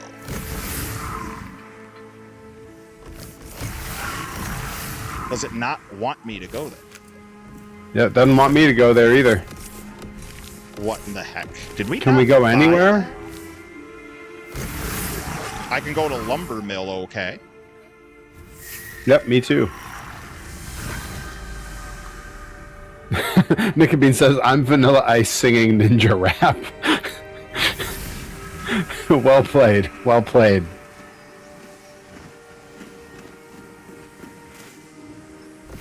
Go ninja, go ninja, go. I wonder if there's a chiptune cover of that. I would be shocked if there wasn't, along with anything else related to the Ninja Turtles, since all of it had to be made in chiptune to make those NES and Super Nintendo games and stuff. Yeah, the video games didn't really do a ton of crossover with the movie stuff because the movies were live action and they were really not seen as being for kids. Yeah, but generally speaking, video game soundtracks get a chiptune treatment like nobody's business.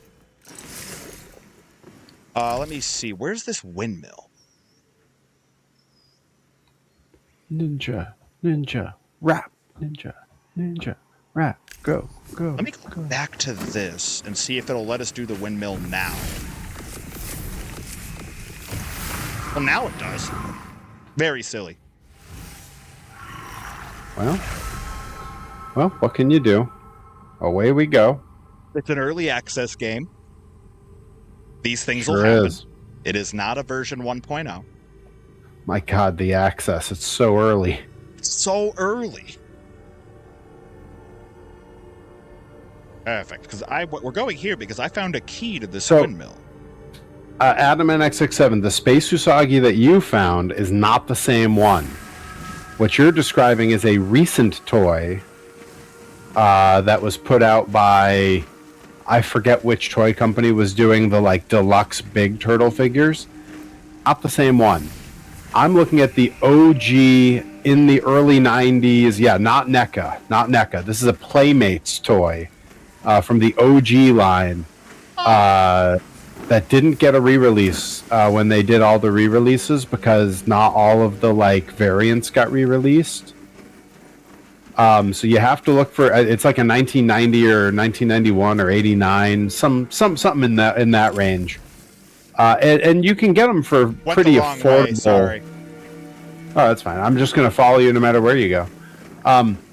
You can get them for a pretty affordable price on eBay. Yeah, $12. Yeah, like they're really not expensive. It's just finding them complete, like having everything. All the nuts. Because they had like, yeah, like it came with a space helmet that was, transparent, and it looks amazing when it's all assembled. I did find someone who scanned all the parts of it, so I could probably 3D print it. But, we'll see. You can 3D print anything, Perry. Yeah, at some point I'm going to come back to my project of 3D printing a bunch of the WWF Hasbros that I wanted. Bam Bam Bigelow, Earthquake, Yokozuna. Do you follow like Shane Marvel's custom figure page? No. But that sounds excellent. Do you follow Rude Awakening Customs? Maybe. Is that him? That is him. Oh, I might follow them. I follow a bunch of custom toy yeah, pages. That might be one where you just might have forgot that it was him or didn't know it was him or something like that. But yeah, that's him. Nickabeans, if you have the 90s Hasbro Yokozuna, one, I will absolutely take it from you. But two, you should not give it to me. You should look on eBay, because even loose and in not great condition, those go for a couple of $100. Yokozuna That rules. said, yeah, and it was not a widespread toy. There were two versions. One was black and white and one was black and red, and they're both super hard to find. Interesting. Yeah, but thankfully someone who does have it did a high-res 3D scan, so all the parts are available on Cults 3D, so I could print my own and just paint it. And really, I need to buy that Tenru retro style figure so that I can recreate the Tenru Yokozuna match. I just saw the clips from it floating around again. Amazing. It looks so good. Started weeping openly. Yokozuna, and it's like prime Yokozuna, like right before his WrestleMania where he was champion. That's one of the few from that era that I actually like even as an older man. Right? His work holds up like crazy. Yeah. You know me. Like, I'm a snob when it comes to that, but I still love me some Yoko. What's wild is, you know how a lot of the shit workers from that era would go over to Japan and all of a sudden they'd break out all the stuff they learned in wrestling school? Yeah. Yeah, Yokozuna even turned the volume up over there. He had a singles match with Tenru that is bonkers good. Oh, I fell like an idiot. Yeah, there was a pack I picked up on a site that shall not be named that had a couple of his matches just in like weird six-mans and stuff when he was under the previous name. Great Kokina, Great Kokeshi. It's not any of those, but something like that. Yeah. When it was the Great Kokina. Oh, there we are. I got it. Gotta believe in myself, Harry. Yep, I've always said that. Mm-hmm. What is up here? Wait, hang on, Nickabeans. If you have a picture, post it in the Discord. I want to see which one you're talking about. And AdamNX67 says you could also make Earthquake and Koji Kitao and recreate their match. Was that a match? I mean, I suppose if the psychology of the match is we're both trying to gouge out each other's eyes, but we're too afraid to engage, then yes. The psychology of the match is one of us doesn't understand or care for the business, and the other one is just here trying to have a match. I don't understand what's happening. Yeah. And then rumor has it a bunch of the locker room folks were trying to heat them both up, like, yeah, they're trying to bury you. They're trying to make you not look like a real guy or whatever. Stupid. Yeah, well, I like that Koji there basically just blew the whole thing and it was terrible. Yeah. And then there's Earthquake, who the guy's trying to shoot on him, and Earthquake is kind of just like unmoved by it. What are you doing? Like, he's upset that it's happening, but nothing the guy does works. And he's supposed to be this incredible shoot fighter, and here's Earthquake going like, I don't know, man. Like, I don't see it. Yeah.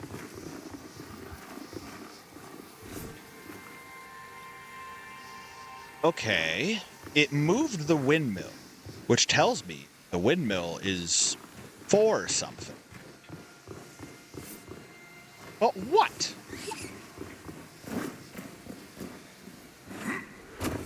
How about over here? Oh, that didn't work.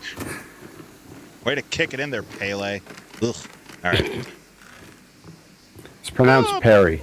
Pele, that's a good one. Take the ball. There's supposed to be another ladder or something. Do I have to pull this lever again? No, I don't. Wait a minute. I'm an idiot. I understand now. Those two thoughts don't go together. I understand now. Now, what in the world do you want me to do? Besides plummet to my death.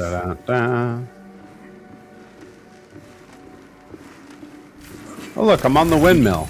Yeah. I climbed it. Yeah, you did. God, look I didn't know. Was I supposed to do that?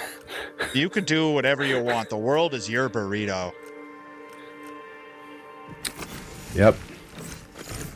That's when I ran into the girl of my dreams. Her name was Zelda. She was a calligraphy enthusiast with hair the color of strained peaches. Mm-hmm. God, what a woman. We got married and bought us a house and had 2 beautiful children, Nathaniel and Superfly. We were so very, very happy. Oh, yeah. Hey, you got weasels on your face. That's when I knew it was true love. We were inseparable after that. Aw, I died. Wait a minute. What the heck? We Where ate am I? together, How did this bathed happen? together. We even used the same piece of mint-flavored dental floss. That mint couldn't have lasted long. It's gone from post it. those in like 5 seconds. Okay, hang on. I have to go see Nika Beans' Yokozuna. No That's a worries. sentence that doesn't make a ton of sense outside of this Don't stream. worry. Don't worry. Clip it. Oh, Dizzy Hellfire says my Weird Al My Little Pony has arrived. Big day. Cool. All right, let's see here. I was once a member of it's the an- Columbia Record Club. That was I where I used to got have Green Day's international super hits. And I Warning. used to have that same little Yokozuna. This was the Playmates Ringmasters Yokozuna, the little bitty guys that were like a little stamp or something. Is now there's a deadly cure, Lowland Meadows. Yeah, I used to have that that when I was sounds little. terrible. All right, let's see. Lowland. Go to Lowland Meadows Lumber Mill when you get a minute, but no rush. Oh, I'm right at a thingy. I can go right away. Beautiful. Take me just a minute. Yeah, it's fine. I could think about no more than I way. got from the Columbia Record Club. Jimmy Eat World's self-titled record. I got that off of the Columbia Record Club. Great yeah, see? record. Not all bad. I got Bruce Springsteen's The Rising from that. Great record. Not one of Bruce's better ones, but for a young, uninitiated, future semi-Bruce fan, it was good enough. I just there was a I just Billy posted Joel's the greatest two hits. the 2 Yokos that I think. Now I have a tough call here, Torres. Okay. Okay. And you can help me. You're If a you ca- you're a if you wise call, man I'll of culture. answer. No. You're a I know. And if I fall, you'll pick me up. I got there. I got there. I'll take you home. Take you home. But I'm wanting you. God, it's so good. It's so good. So good.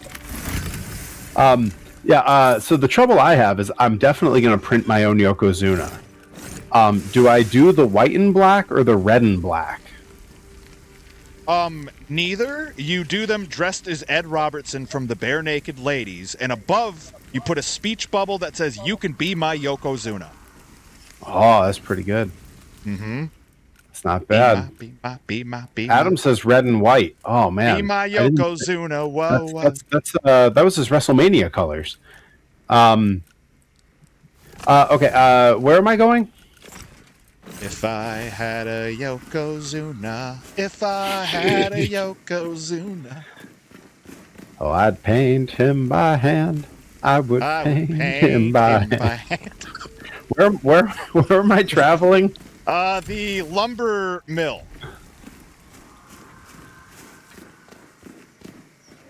Yes, I am. I would have that Yoko gear, but not the real Yoko gear. That's cruel. Oh, I'd buy him a fur hat, but not a real fur hat. Fur hat, That's that's- cruel. Buy him some green gear, but not a real green gear. That's cruel. Well, I'd buy him a rabbit, a nice Reliant automobile. I'd buy him a Fuji. Haven't you always wanted a Fuji? Fuji. Mm-hmm. All right, I'll figure out where you went. There's usually a little I see arrow. An arrow. It's down. This arrow is losing its sight, losing its mind. Wish somebody would tell it it's fine. Yeah. There you are. There I am. Something is I don't know. right. Something is fine. This is my last resort. But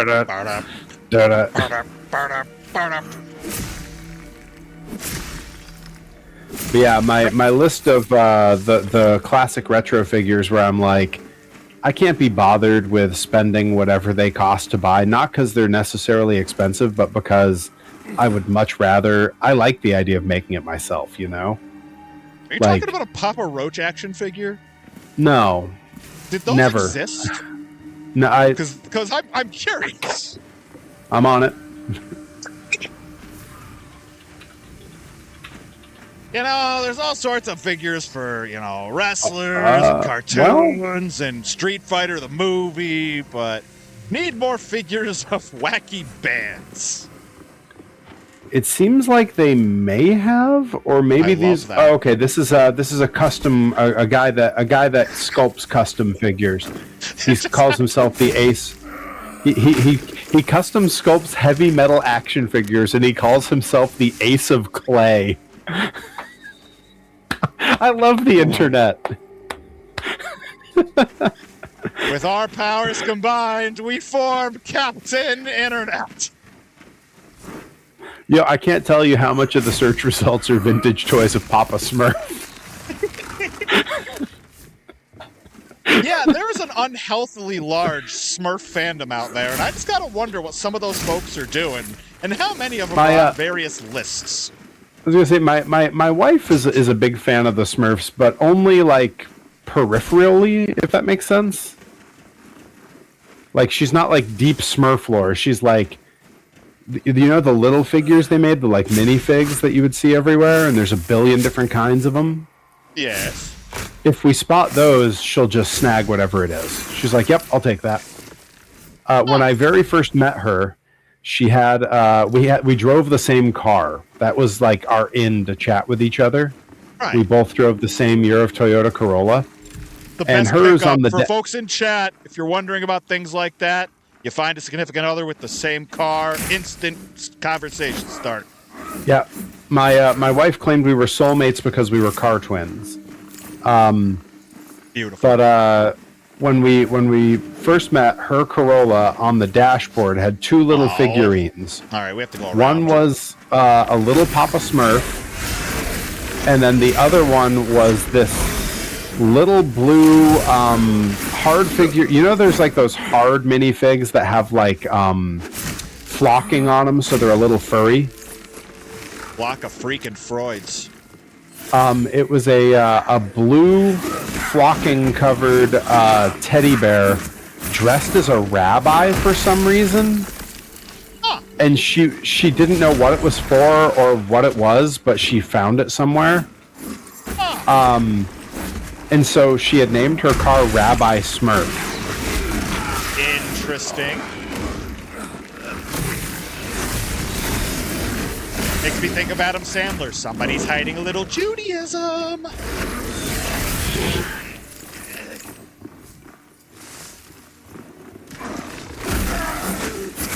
How dare you, plague pussballs? Yeah, well, that's our bar mitzvah boy. Bar mitzvah boy. Bar mitzvah boy. That last special he put out was so good. I really hope he just does another one, but like not for another 15 years. He'll probably do those more because he's focused more on like getting like his daughter into acting and stuff. Yeah, keeping himself relevant is a really good thing to do in that case. Yeah, it's like just right for him. Schedule pretty much makes it as he wants. Has the Netflix deal where he has to, star in a movie once like a year. Yep, got to crank something out. He's got it made. The Sugar Man. Someday I'm gonna have a Netflix deal like that. You sure will. They're gonna tell me. They're gonna ask me to once a year, please not make anything. No, they want it all exclusive. They want Perry's puppets and Perry's pulverizers on an exclusive deal. Now I'm just thinking of like Perry babies, like it's Muppet Babies. Perry babies, Perry babies. Right, Greendale Babies. I was like, someone already did a parody of that, Yeah. right? Yeah. Greendale babies. Something, something, something. Wasn't Abed was going through some stuff. Just turn around. I'm going through some stuff. Turn around. I'm going through some stuff.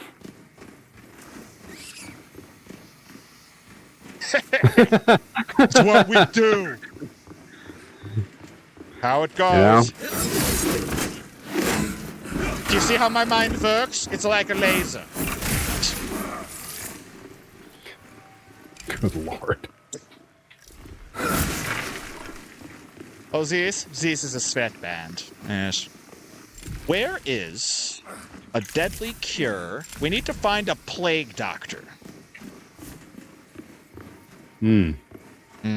Okay. Here, Do you know his name? plaguey. Here, Do you know doctor. his name, or more like Doctor Who? We just call him Plaguey for short. Oh, Yeah. I'm sure he likes I that. don't know if he likes that name. I don't know. Uh There's oh. got to be a thing that one of those giant. Wait, what's that? What's that? I don't know if I'm Your supposed to inventory stand on full. this. I don't know if I'm supposed to stand on this water wheel. Probably not.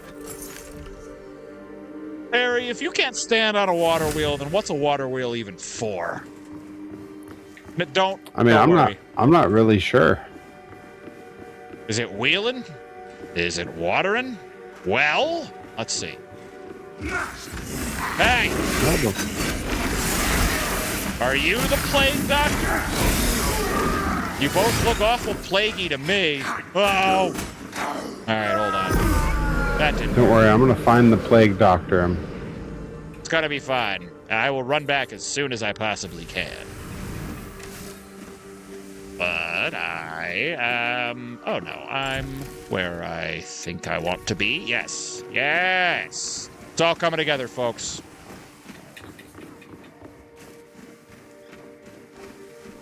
Oh god, I'm outnumbered now. Buy you a house. If I had $1 million,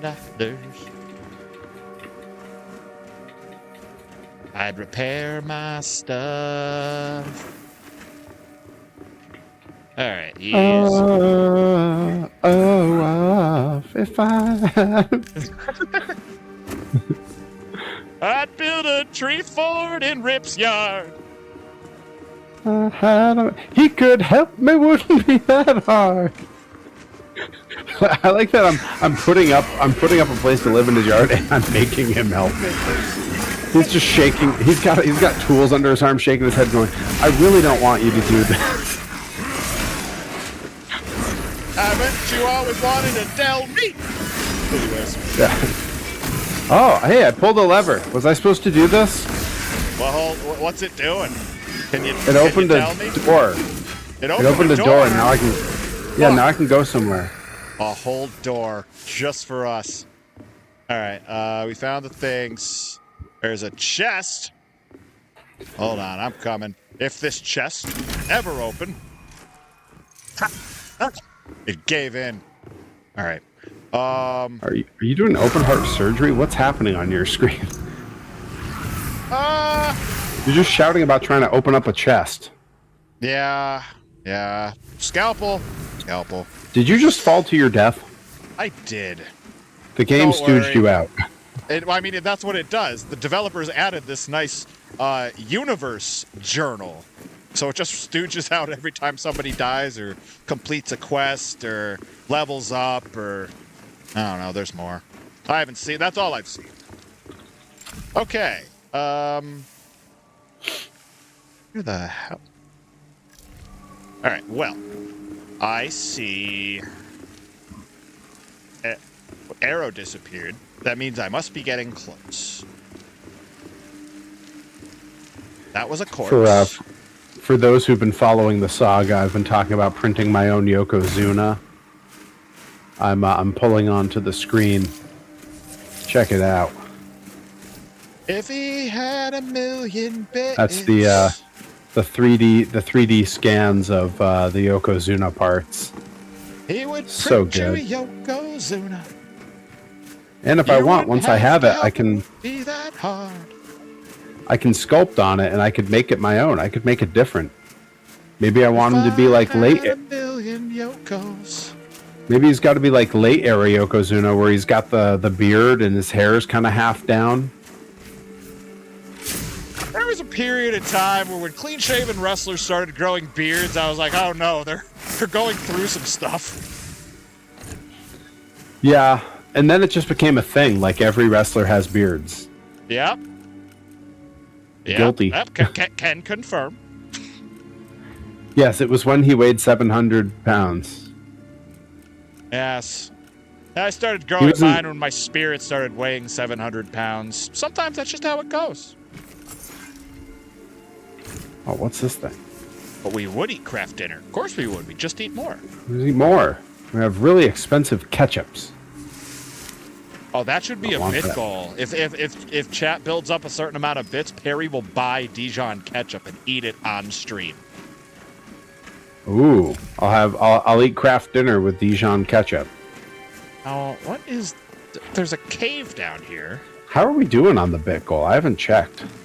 Oh, I don't know. Oh, it's creeping on up. Look at that. Almost halfway. Almost halfway to covering the new mic. It's creeping like TLC. It's halfway there, like Bon Jovi. No? I believe he's French. It's French for good Jovi. Oh.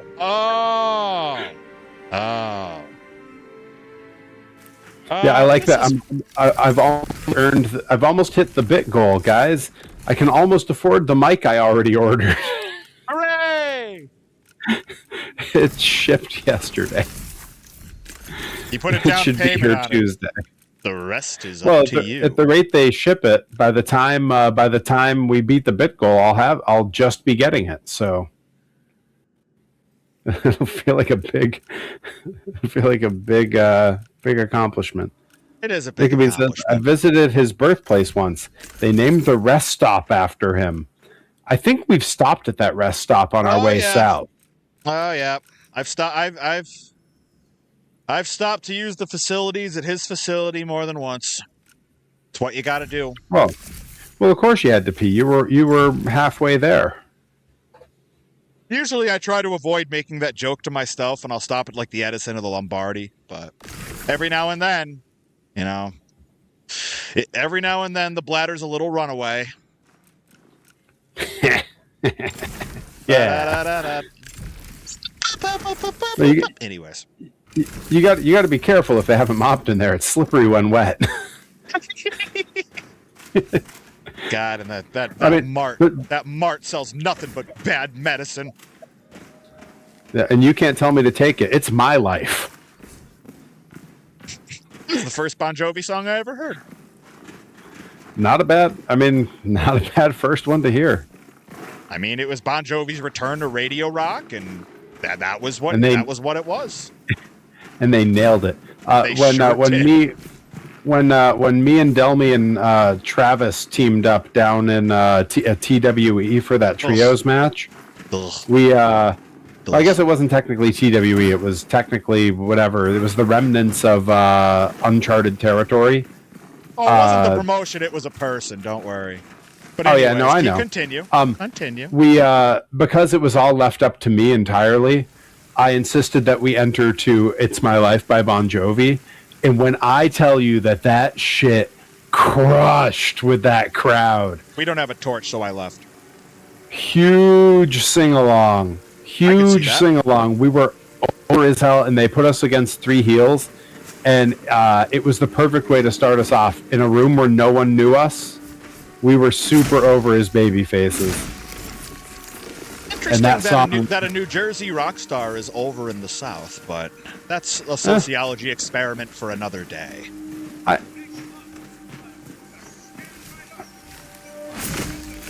Hey, these floors are dirty as hell, and I'm not gonna take it anymore.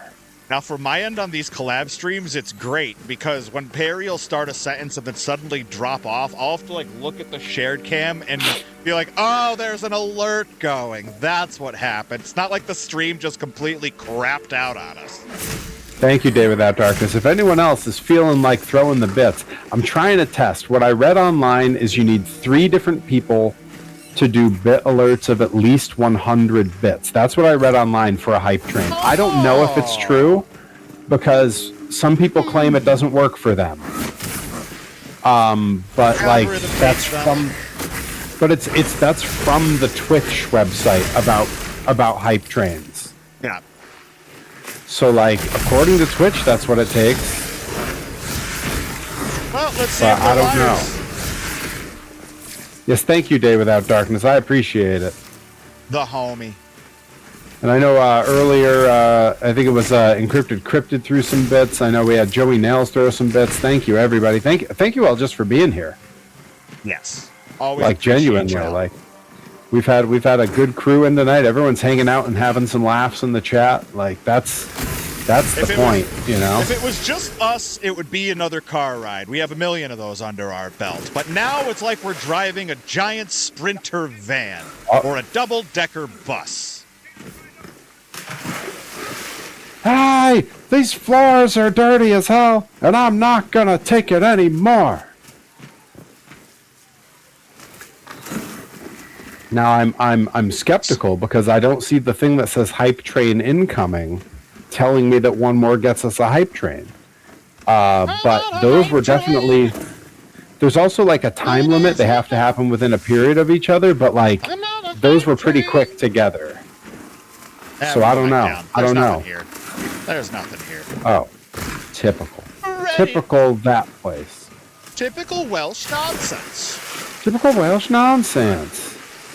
Pro Wrestling Grind presents Typical Welsh Nonsense. Take the hype train to Clarksville. Right up at the station. God, it's the greatest band it's the greatest band of all time.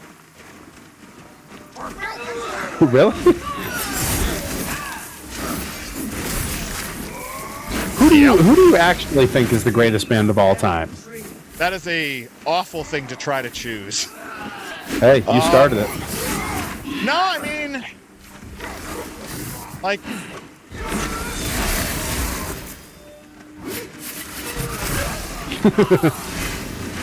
You're fighting the bosses alone, and I'm giving you the hard questions. and like, I'd rather fight the bosses, because like, there's a bunch of them, like, I'm just not gonna give that award, even if they might have it, because I can't be brought to do that. Sure, so many people would probably make an argument for the Beatles, but there's just so many reasons to not include that. Yep, I don't ever have to listen to them again. I did for a music course in college, and that was enough for me. Day Without Darkness. That's exactly why I know the Monkees so well. My mom would randomly break out into Monkees songs all the time when I was a kid. You really like to monkey around. Yep, I saw the show before I knew they were a real band.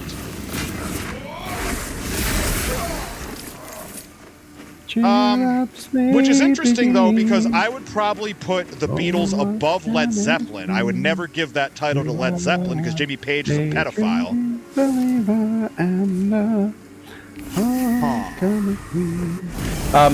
I put AC/DC in the conversation.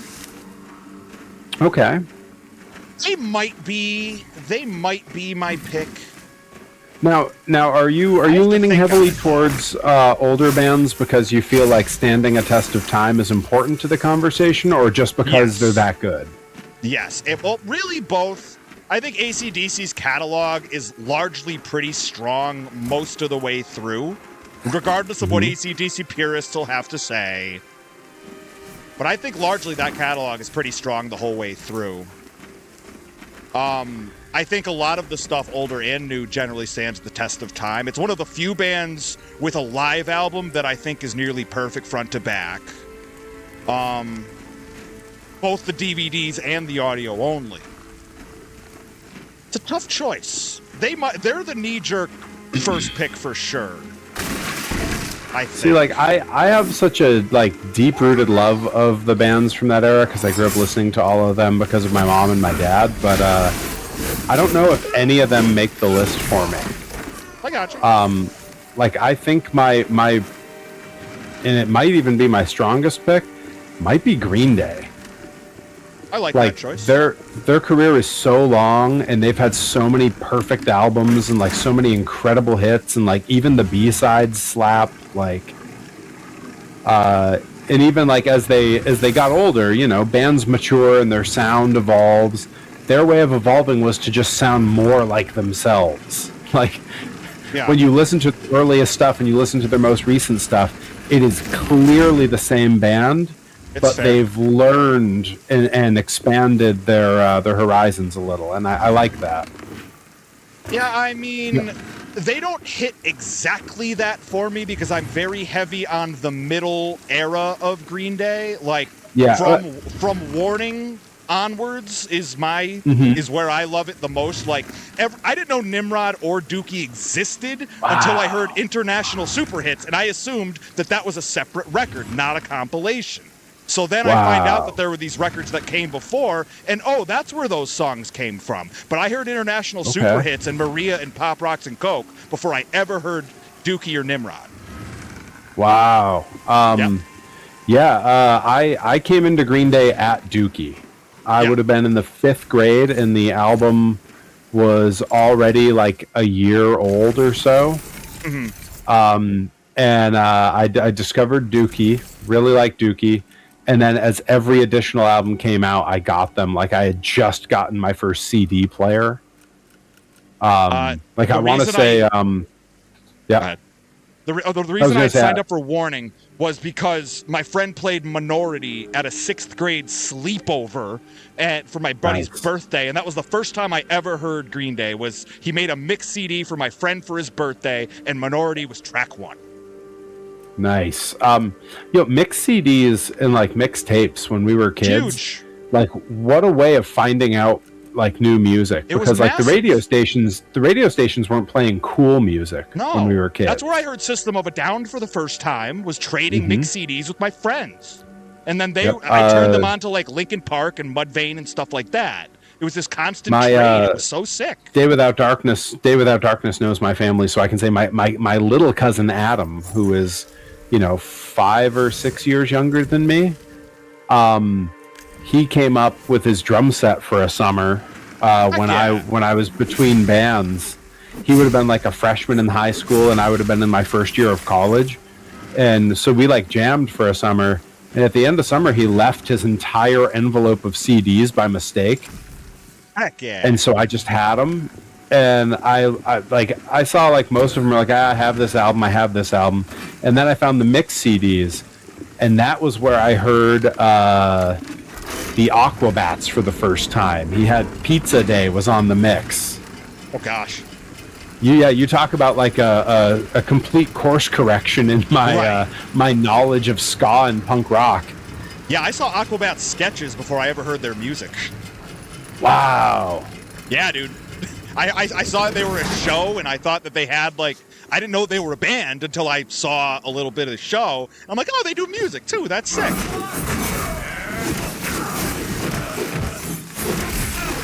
But yeah, right before the Columbia Record Club and trading mix CDs in middle school and stuff, I only knew music that was really on the radio. So up until middle school, I knew more about R&B and rap than I ever did about anything punk rock, anything classic rock, any of that. I knew more about the group TLC and Blackstreet and stuff like that. That's what I listened to in elementary school.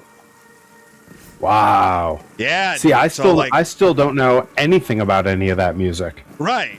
Meanwhile, I've got this whole foundation from it I had a Slim Shady LP at one point on CD that my friend burned for me, and then my neighbor had Marshall Mathers, and then the Eminem show came out, and I had like every Eminem CD for the longest time. David That Darkness says, I feel incredibly old. I mean, that's life. We all just keep feeling older. Yeah, we earn every bit of it. We sure do. Yeah, Blackstreet's No Diggity at the old Pulaski, may it rest in piss.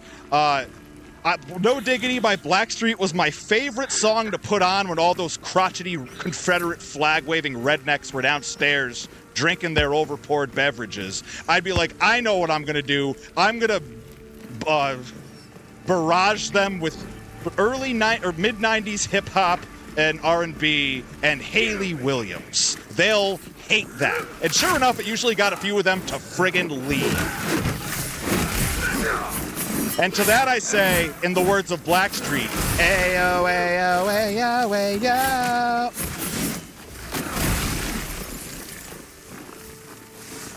Yes, take that. Rewind it back. Little John's got the beat that make that booty go clap. I assume this is exactly how these lines are delivered in the actual tracks, right? Absolutely. That was my favorite thing to do on the road with old dearest Scotty Wilde, was we do spoken word of some of our favorite rap songs. That's all the fault of Ben Folds doing that cover of Bitches Ain't Shit by Dr. Dre.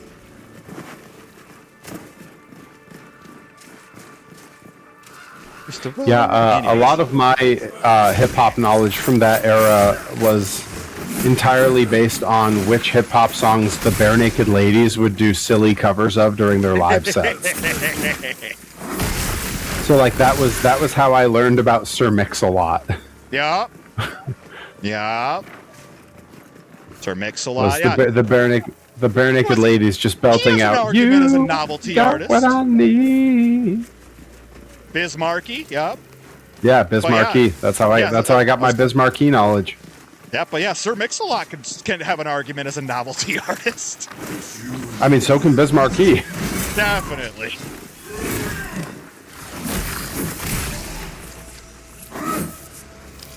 Grew up in Waterbury, yep, so buying the mixtapes at the corner store was, you know, it was a rite of passage. The Sunoco with the sign that was completely darkened that my friend lived across the street from, that sold cassettes after the year, like, 2005. Bless their hearts. Ayo, ayo, ayo, ayo. I was a heavy MTV kid, so I watched a lot. MTV I did not have access to until the 5th grade. And that is, no, 6th grade. And that is where I first saw the music video for Sum 41's Fat Lip. And that's where that all began.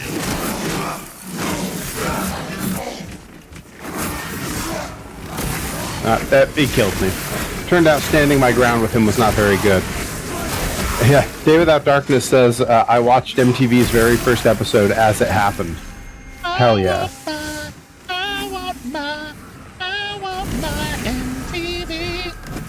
Actually, never mind. The greatest band of all time is the Dire Straits. I'm not adding any context or anything. Oh. That little Clampett got his own cement pond. That little Clampett, he's a millionaire. Oh, I got killed so again. Good. I got killed again. So, Day Without Darkness. Now, the interesting thing, Day Without Darkness, if you were watching MTV as it was first happening, and if you were watching a lot of it, they had so many hours to fill. I got worms. Music videos. Anyways. Are you dead? No, I just got worms. A lot of them. Oh, I'm dead. So that's why I'm not there yet. Oh, okay. I can wait. When MTV was new and it had so many hours to fill, and there were so few music videos because that wasn't a genre yet. One of the things that they used to fill time was essentially what were music videos, but they were just billed as short films by the residents, where they would take their weird, creepy, non-music music and set it to weird, creepy, non-coherent short films. And MTV would just show Residence stuff like at random points because they were like, "Oh, this will fill 15 minutes."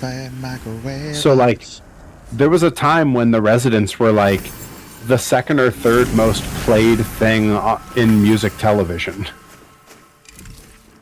You got the movies. I got the switch by microwave oven. Now I'm gonna have money for nothing stuck in my head. Well,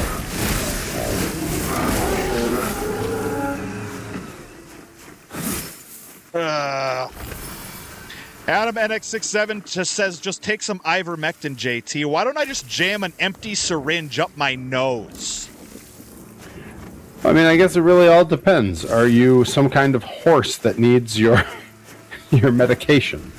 God. Like we keep ivermectin in the house, but that's because we have chickens, and you also use it for chickens. Right. Yeah, for a house that does not have livestock of any kind. Not that you know of. No. If it weren't for your horse, you wouldn't have that ivermectin. Nope.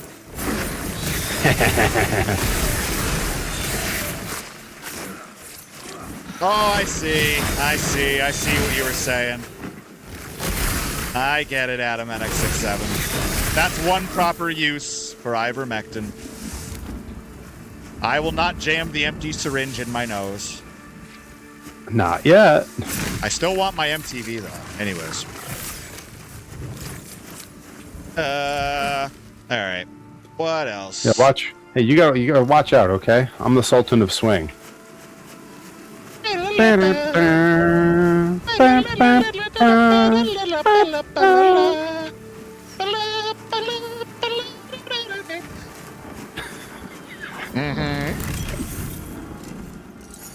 I still regret not quitting my job to go see Mark Knopfler play in New York City. Something I should have done. They were like, you can't have that day off. I wanted to be like, well, money for nothing. Knopfler for me. One of my favorite Weird Al production stories is when he called Mark Knopfler to ask permission to do the Beverly Hillbilly song. Mark Knopfler said, "Yeah, but I got to play guitar on it." Perfect. Don't twist my arm. Right. Yep. That inspired me being like, I'll only lend my likeness to an animated film if I can voice myself. I'm channeling my inner Mark Knopfler. So another fun Weird Al fact, his first 8 albums and the guitar played on his first 3 albums. His first 3 albums, the guitar was played by the producer, and those first 8 albums were all produced by Rick Derringer. Of course. Yeah. So a lot of his music shaped the 80s. Well, I suppose we can forgive him for that whole Hulk Hogan shenanigan then. Hey, that song was supposed to be for Wyndham and Rotunda. I mean, not much better. Mike Rotunda blows. Yeah, but whether he's a good wrestler or not is not the job of the musician. Yeah, no, it should have been. He should have had Final Cut on it. That's what musicians now. If you're watching at home, you keep that in mind. If a wrestling promotion asks you to make a track for a wrestler, you have to say who. I'll speak ill all day about IRS. All yeah, day. IRS is boring. His matches Boring are as very hell. boring. Money Inc. boring as hell. Varsity Club boring as hell.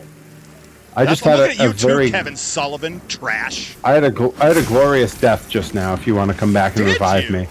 And how I was going that? after the guy with the bow and arrow, and I was tight rope walking toward him on the log, and he shot me, and I fell off the log.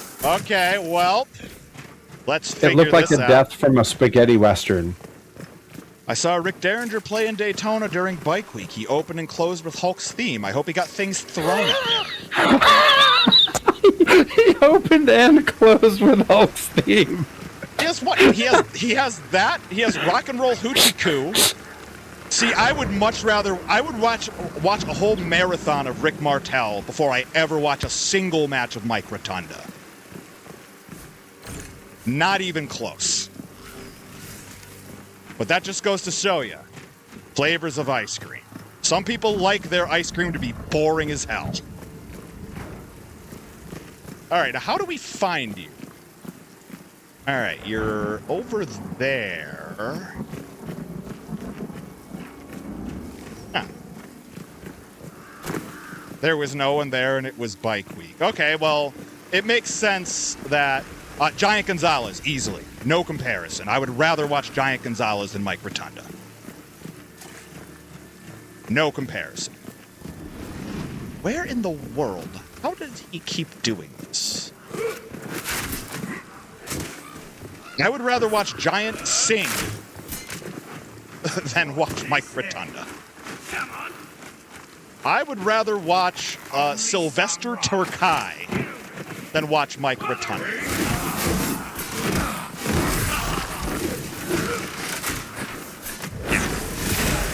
Literally the most boring pro wrestler. Actually, the only one who's even in competition is Mike Enos, who I just think is terrible. Let's see. Plate, mesh. We can get rid of plate. Yeah, gosh.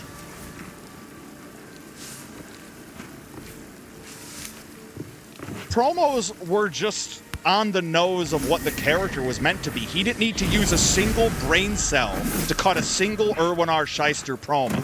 True Shyster, every sense of the word. The best thing he ever did was have his children.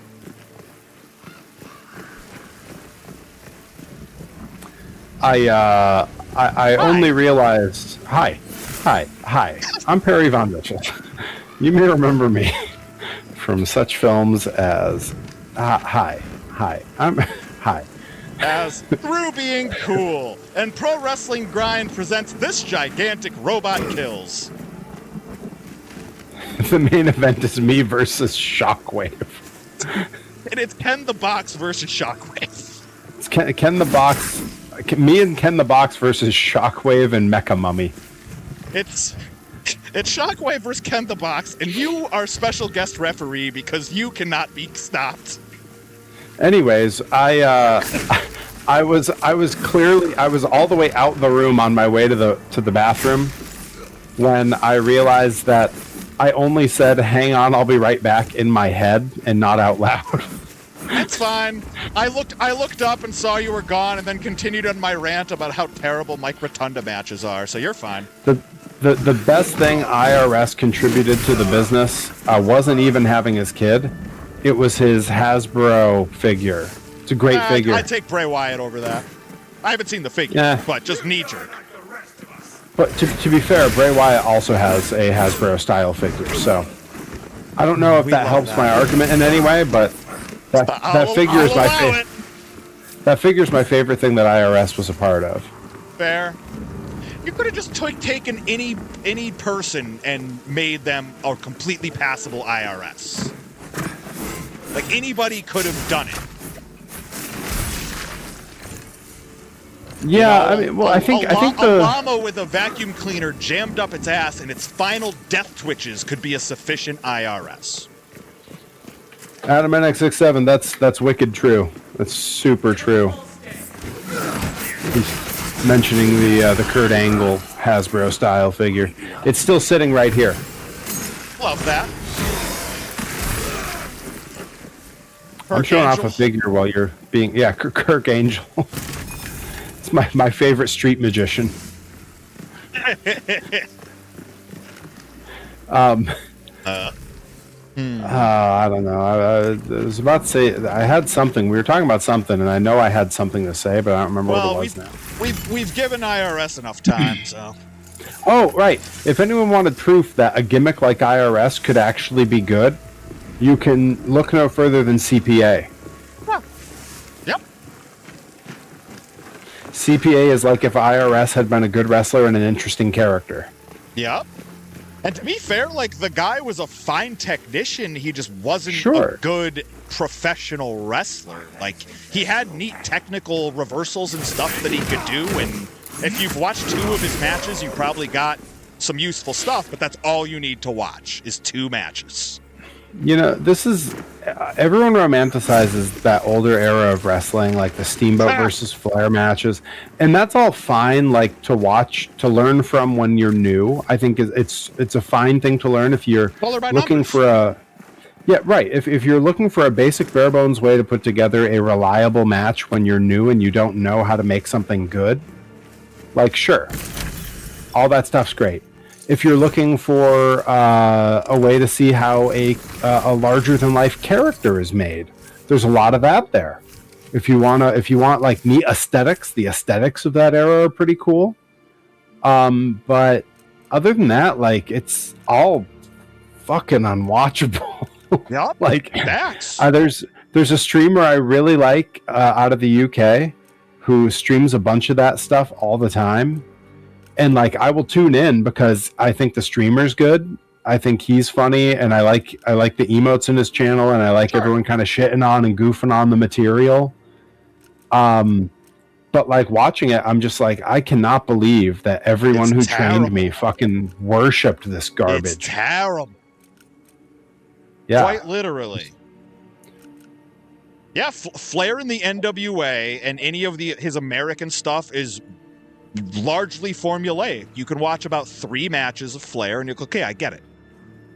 Like he's promos, and this is great. And the thing is, they all are certainly very good. To have that many matches where everything goes smoothly is incredible. One formula. Like, yeah. Well, even then, like one formula, but with so many dance partners, like we know that story. It doesn't always work. And the best to ones pull are it the out ones of that didn't want to do half that crap that Atomatic 6-7 laid out there, where they're like, we're gonna flip up the flare flop somehow, or you're actually gonna hit the thing when you jump off the top rope this time, or but anybody oddly enough, go ahead.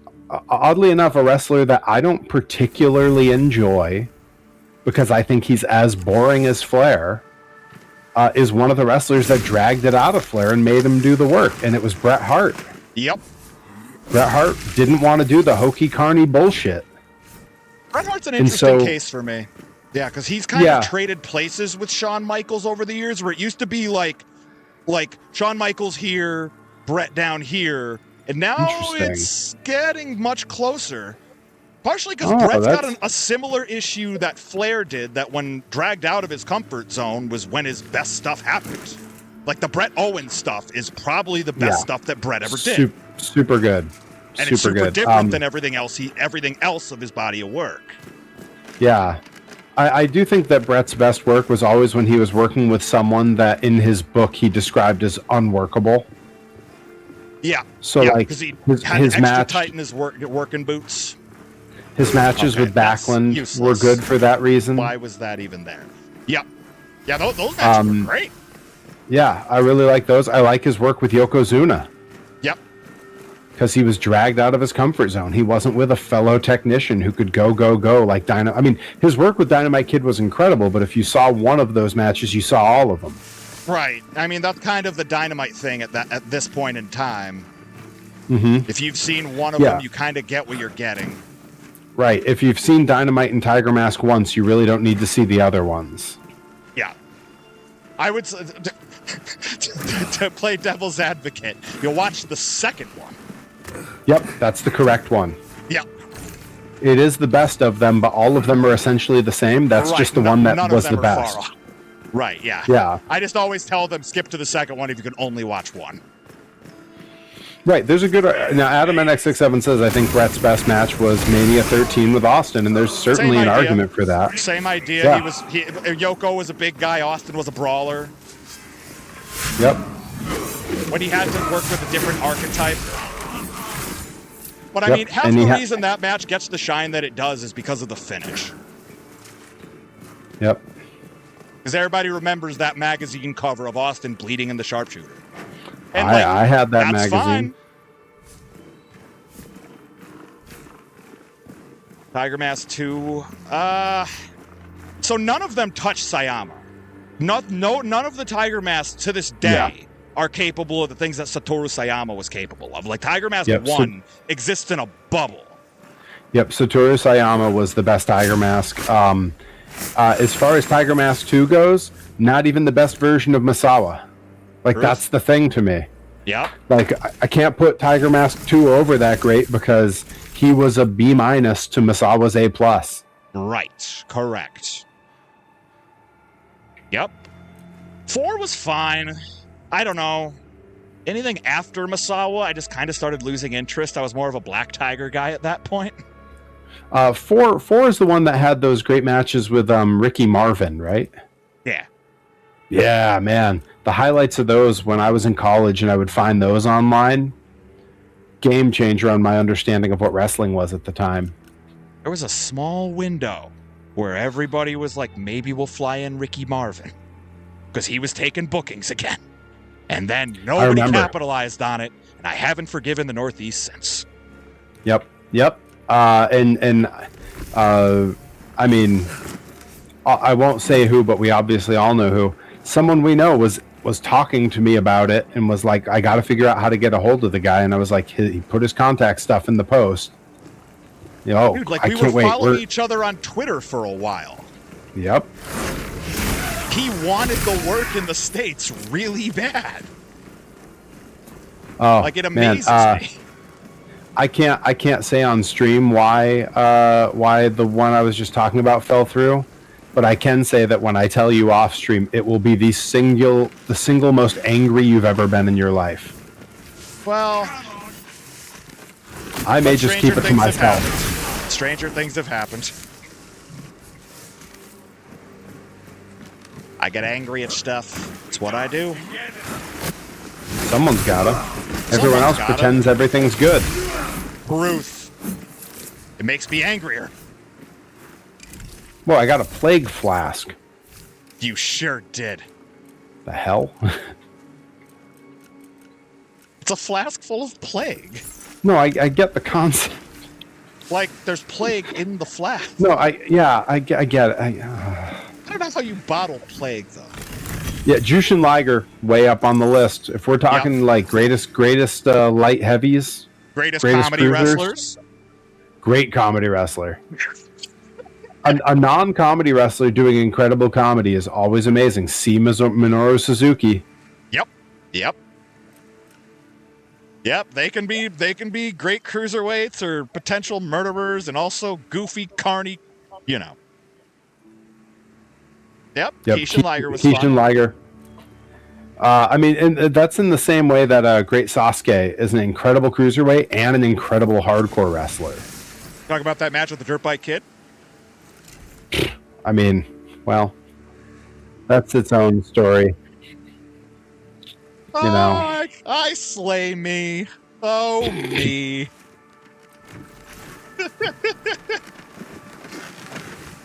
Folks out there, if you haven't watched The Great Sasuke and the Dirt Bike Kid, well, you go ahead and treat yourself to that. I like that you delivered that as like Peggy Hill going, "Oh, Peggy." Yep. I think that's probably where it started. We'll go down here. It may end poorly, but why not? Well, we're gonna find out. We sure will.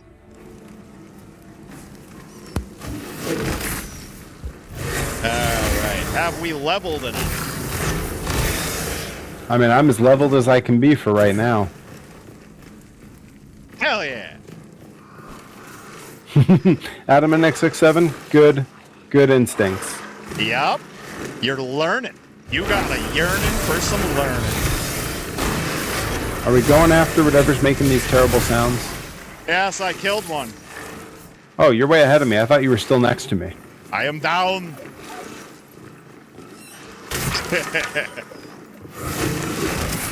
Gold Star, I'm sorry we're fresh out, but I can offer you a bottle of Gold Bond. I see the hydrate being triggered.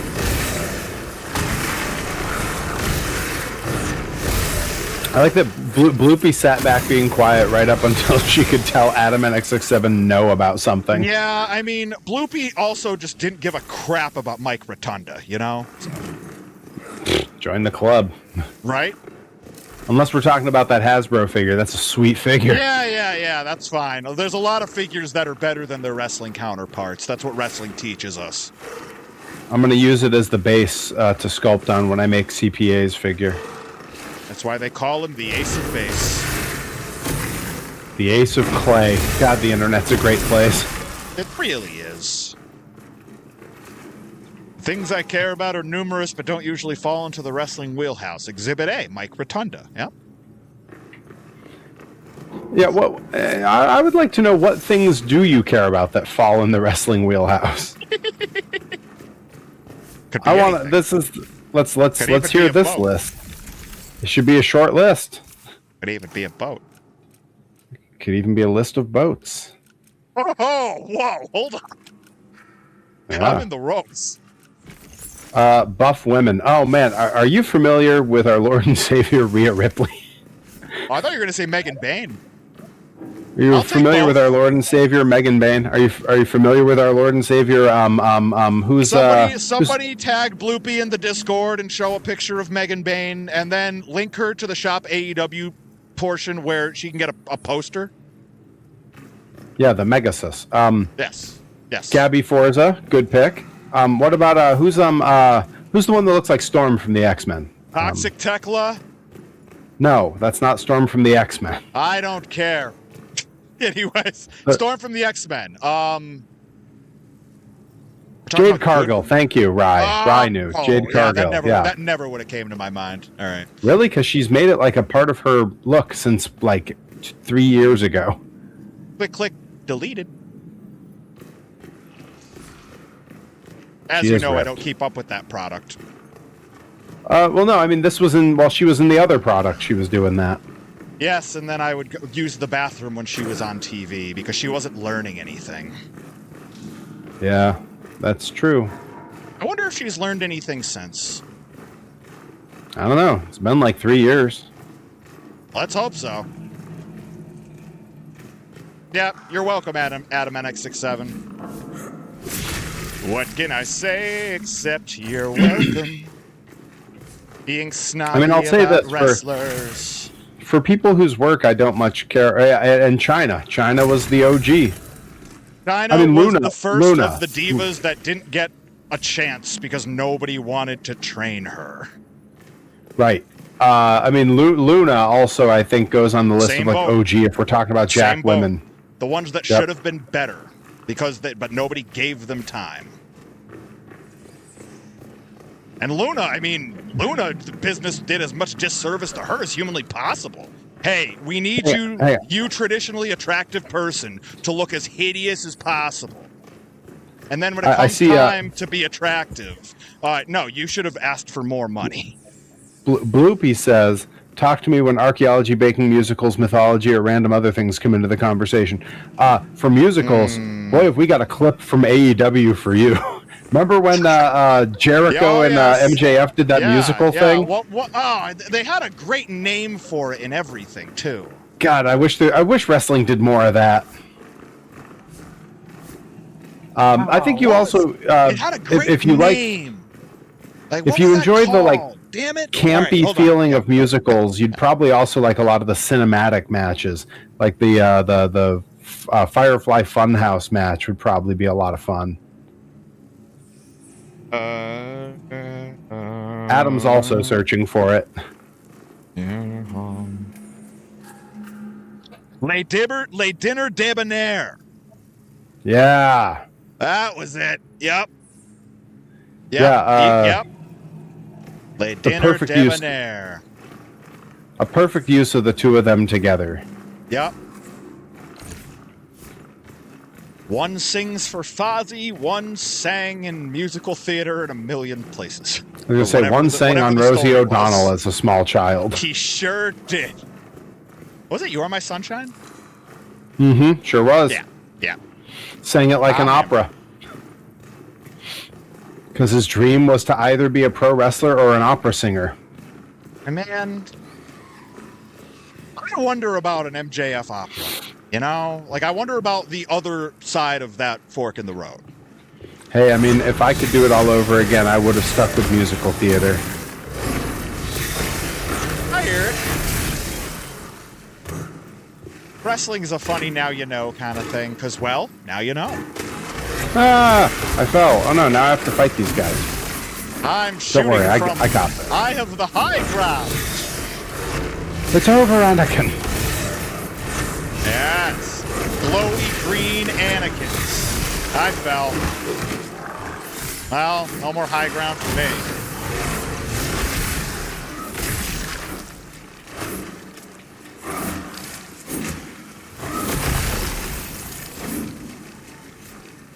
Hell yeah. I did chorus up through elementary school, and then I wanted no part of like large group singing, so I was done with that. See, I was the exact opposite. I started chorus my junior year of high school. Interesting. Was instantly into chorus and select choir all through the rest of high school. And then I spent every waking minute trying to convince every punk band I was in that we needed gang vocals on every track. They would have none of it. We never did gang vocals on a single track. Does Pick of Destiny Yeah. count as a musical? Yeah? I think so. I think pretty transparently, yes. Then I think that's my favorite musical. Really? Not like the producers or... No, I reference the producers a whole lot, but it doesn't touch Pick of Destiny for me anyways. Not the musical episode of Scrubs? Yeah, that's No, a I don't pretty think good that one. would touch that either. It is good, and that's probably top 5. Probably top...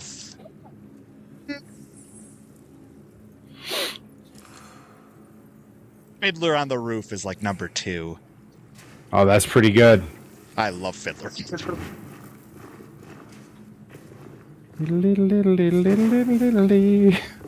Wrestling Grind presents If I Was a Rich Man. If I was a ripped man. Yep. There's that weird ensemble dancing part after the main event ends. Pro Wrestling Grind presents Dr. Horrible's sing-along blog. Because that's way up there for me. Don't know it. Take your word for it. Really? You should. It was a internet-only release during the first big writer's strike of our lifetime. What year was Neil that, Patrick Harris and Felicia Day were the leads in it with Nathan Fielder. What year was this? 2005, 2006. Okay. I wasn't on the Neil Patrick Harris wagon at that point. I was gonna say we have such an incredible group of nerds in this chat that someone in there is about to pop for me talking about Dr. Horrible's sing-along blog. Although I've seen no reaction, which has me concerned. Adam NX67 knows his Fiddler on the Roof. What a mensch. It's hard to be Jewish. It's hard to be Jewish. It's hard to be Jewish in Brooklyn, yo. Yo. Remix. Dreidels. Bagels. Dreidels. It was Nathan Fillion. Thank you. Sorry. Not Nathan Fielder. Interesting. Yeah, he was incredible. He was the villain. That's the guy who's been in like a million things. Yes. He was the villain who was the hero. But no, he was the hero who was the...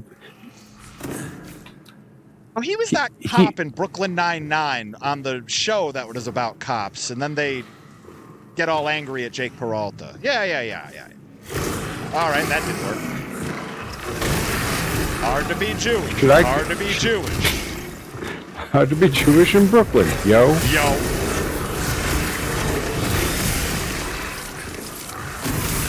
All right. Nika Beans didn't like it because someone she didn't care for was obsessed with it. Yeah, see, that's a shame. That's why it took me a little while longer to get into both Harold and Kumar movies and How I Met Your Mother, was for that exact same reason. There was somebody that was like, Neil Patrick Harris is my favorite actor. Well, I want nothing to do with him then. That was like a long time ago. There's certain lines that I quote all the time from Dr. Horrible that are like not from the songs, but just stuff in passing. there's a line at the beginning that Nathan Fielder, who is, again, he's the hero, but he's very much the heel. He's the heel, but he's the hero. That he says to Dr. Horrible, who is the babyface, but definitely the villain. He says to him, "It's curtains for you, Dr. Horrible. Lacy, gently wafting curtains." Oh, I have heard you say that. Yeah, I say that all the time. I have That's heard right, you say Fillion. that. Damn it. It's not I was Nathan going to Fielder. correct it, and then I stopped myself because I knew that was going to happen. Yeah, sorry. It was Nathan. Nathan Firefly said.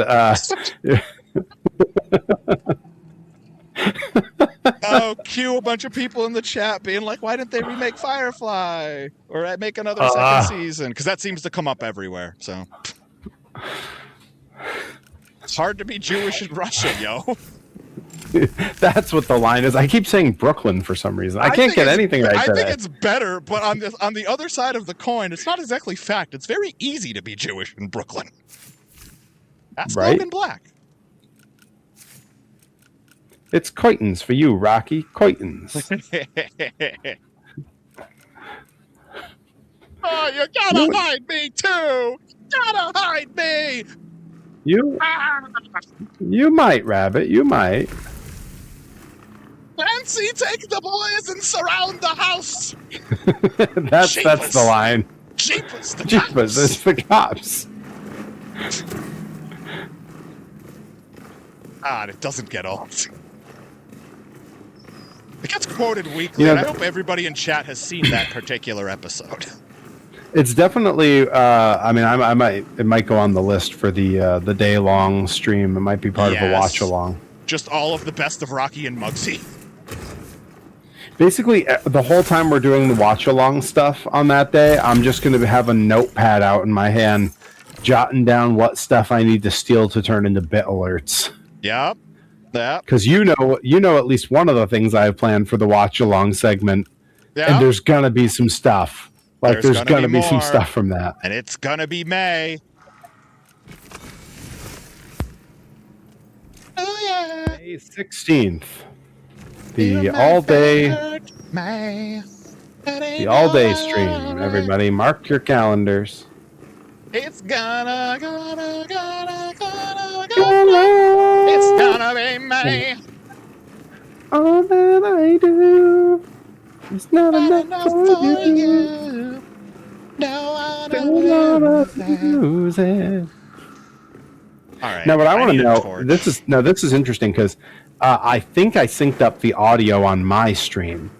I know ours won't be synced up on yours, but can someone in the chat tell me when I'm trying to match up with Johnny on that, am I actually singing with him? Because if that's the case, from now on, Torres, you're leading. I'm just gonna follow, so my stream sounds good. Yeah, I don't know. Let's hope so. I can't see a damn thing. This is annoying.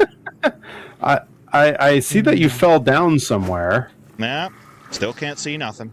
All right. Well, man, does this help? Yes. Wow. Good Lord, Perry. Yeah. If only you knew. Yes. That was just what the doctor ordered. I'm glad Nickabeans heard us say that on our way out the door to walk the dogs. I'm hoping for anything Muppets and now Dr. Horrible bits. Oh man, on the watch along day. But I'm not like that. Finally, I love somebody. Guess what? What? It's gonna be May. It's gonna be May. Yeah, what you're hearing now, where I'm behind you on everything, that's how it's going to sound forever now. That's fine. That's great. Seriously, someone in the chat let me know if I'm actually matching up with Torres, so I don't have to torture him anymore. It's not torture.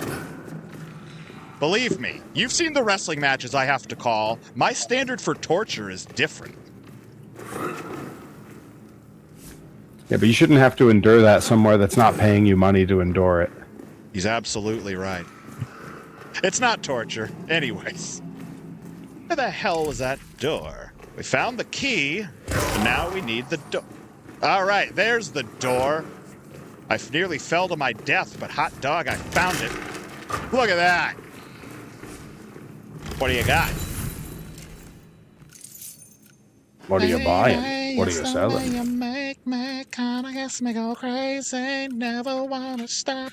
It's gotta be you. All the way. Yeah, you like falsetto, do you? Well, I got plenty of that for you. I could do that. Well, maybe not all day, but for a large portion of the day. I could probably falsetto longer than I could sing using a regular voice. If I started differentiating between my regular singing voice and my falsetto, I think my psyche would break. Psyche is broke all the way. More than I Psyche. ever wanted, yeah. All right, there's a way out of here, somewhere to the bottom right. If I could just... All right, not that. Somewhere down there. I'm saving A prayer that we'll find one another. I love that the harmony alone will bring the mouse back. Okay. Yeah. It can't be one voice or the other. It has to be the perfect Abed Troy harmony. I mean, that entire scene is great. I mean, I was just saying, I think Green Day is one of the greatest bands of all time. I mean, it's a given. This isn't the real Green Day, just to pull that Band-Aid off right away. Green Day. Rip that off right now. Yeah. I'm just going to rip that Band-Aid off right away. Oh my God, it's so good. That should be a bit alert. Part of that song, or just him saying it's not the real Green Day? Both. Both is good. One of the problems is the bit alerts can only be up to 90 seconds, so it's very limiting. Like I found a few things. Seconds. I found a few different things that I was like, oh, this could be good, and then I'm like, there's no way for this to get down. Like that's why Southpaw has to come in 3 sections. Right.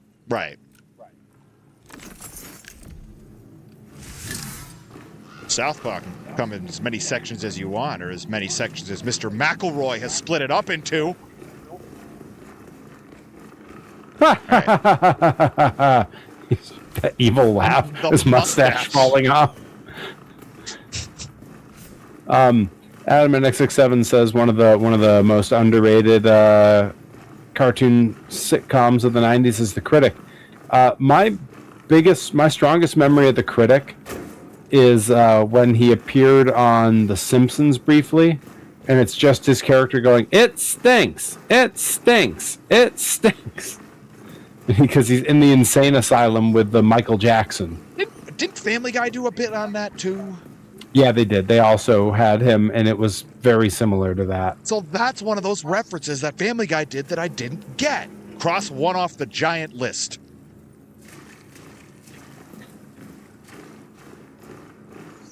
Maybe this way? This could be... Nope. Circles. I think we came from there. Yeah. Down to the left. That's where we fell from.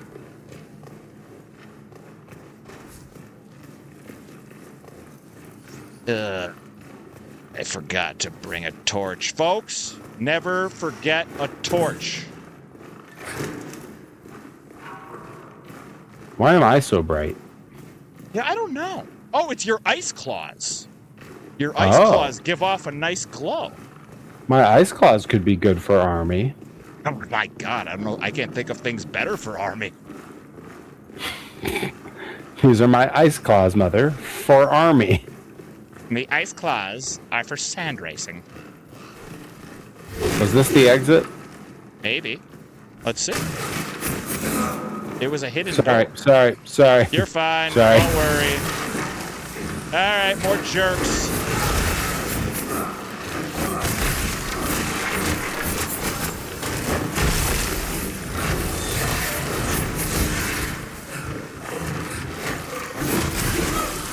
Perfect. Copper. And I said, now hold on there, Copper, because I'm riding with the sharecropper. Yeah, you got to share. Larry Sweeney's the name. A story to tell from when I was just a little bitty Larry. Ah, crap! I fell. Oh God, I'm never gonna find my way back up there. Find my way back. Don't worry, I'll figure it out. Okay, I remember this. Hang on, I'm coming. This is all pretty familiar here. Aha! This was the way. I'll be there in a minute. I just have to go back and do everything we just did over again, so don't fall. I won't. It doesn't treat you well. It doesn't. I will stand at the top of this ladder and hydrate. It is required. It is a must. Okay. If I need to, we can just go find all... Well, do I have... Like, there's no way I have a torch, right? It can't be. That'd be unseemly. That would be amazing. It would be ridiculous, and I'd be angry that I didn't equip it on our way in. Yep. No, that anger would be hilarious. Let that anger fuel you. Yes. Yeah. Yes. I'm all loaded up on Star Wars because I'm playing Fallen Order, which is a very good game. Well, let's see. Which way did we go? We were over here, I think, right? I have no idea if I've gone the right way or not. I think I did. I see movement on my left, which is a good sign.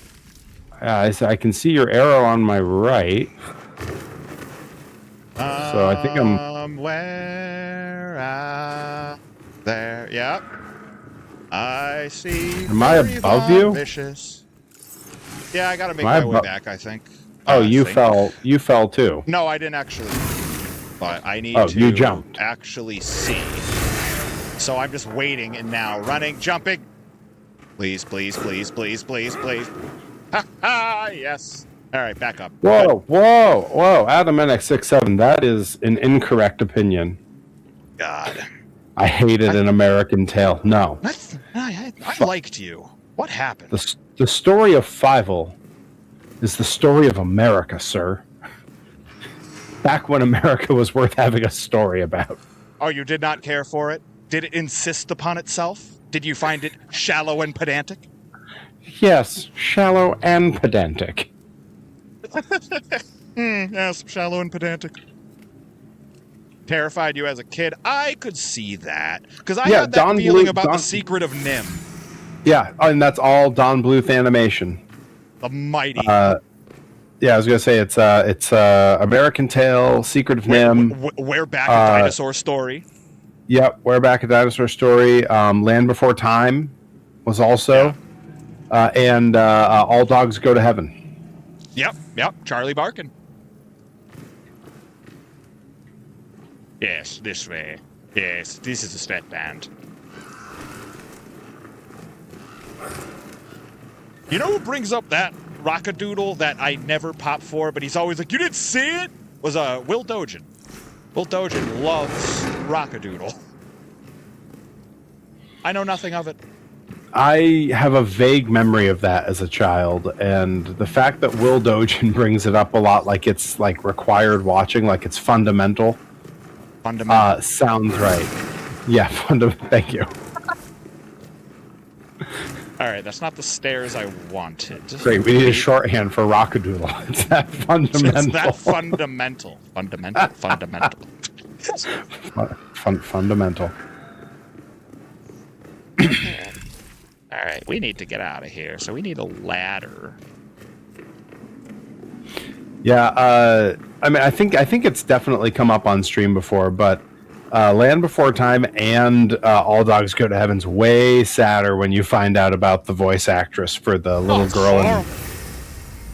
Ducky and the little girl from All Dogs Go to Heaven is the same voice actress. Yeah, never watched either one since, or not since. So the way I found out was watching All Dogs Go to Heaven, because apparently she died before it dropped, and they had added a in memoriam at the end of the movie. Yeah. And when I was watching that in college with some friends, we had stumbled upon the DVD of it, and we were like, "Oh, I wonder if this still holds up." We started watching it, and we're like, in memory of the voice actress. Who was the voice actress? Like, we saw the name, we're like, that's weird. And we looked it up, and the whole story's right there on Wikipedia. We're like, oh my God. Yep. Nope. Absolutely horrible. Yep. Yeah. Adam knows. Roll back the rock to the dawn of time and sing that song with me. Where in the world? I just want us to leave.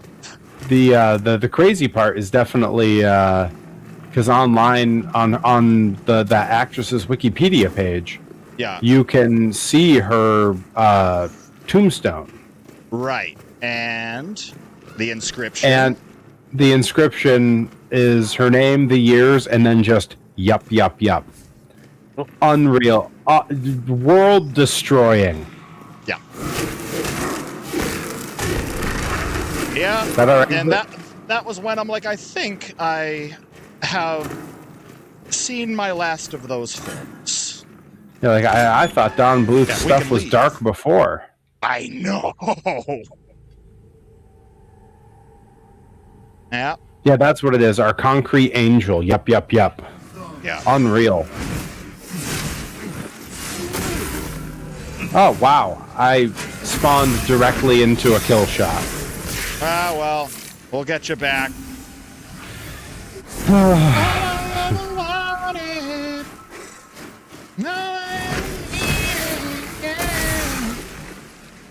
Don't you dare hatch. You didn't.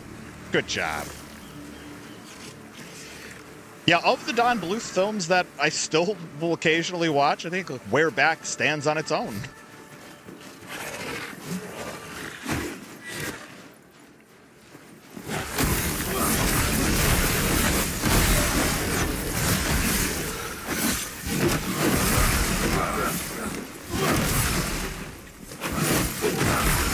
All right. Dead fish. This beach is covered with dead fish.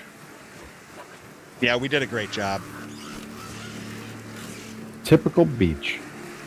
Yeah, I mean, I guess, Land Before Time, like, is just so good that, like, I feel like I could overlook a lot of things to enjoy it. It was also very fundamental to my childhood.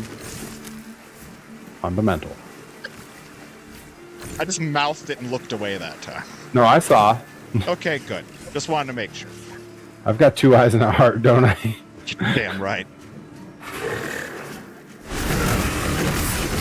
Ah! All right, it's freedom. And it's fish. And it's fish.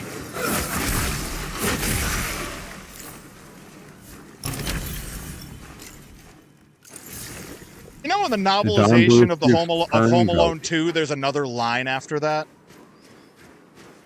I think that Don Bluth was Fern Gully. I believe so. Feels like it would have been Don Bluth. Animation style sure ain't far off, and the time frame lines up, but it might be, it might not, because that always felt like it ran almost in competition to Land Before Time sometimes. But I could be wrong. So not Don Bluth. Now I'm trying to see who released that. Okay, that was a Fox release at the time. Don Bluth was on. Oh, Guy What was Fawkes. Don Okay. Bluth through? Yeah, that was Guy Fawkes. Gotcha. Wow, Don Bluth is still alive. Good for him. 88. Beautiful. What's it? Yep, How old? 88. Beautiful. Okay, so actually that may have been Don Bluth. What year was that? Because he took over Fox Animation Studios from 94 to 2000. He was his own thing, Don Bluth Entertainment, from 79 to 95. Yeah. So let's see. Fern Gully was 92, so he would have been in direct competition with them at the time. Yeah. Okay. What a spot to be in where you're actually being fairly successful when you are in direct competition with both Fox and Disney. Yup. Like, that's And, like, crazy. And like in the running, seriously, wild thing to look back at. Yeah. I mean, it's I guess he would have been the the DreamWorks to like pick today's Pixar.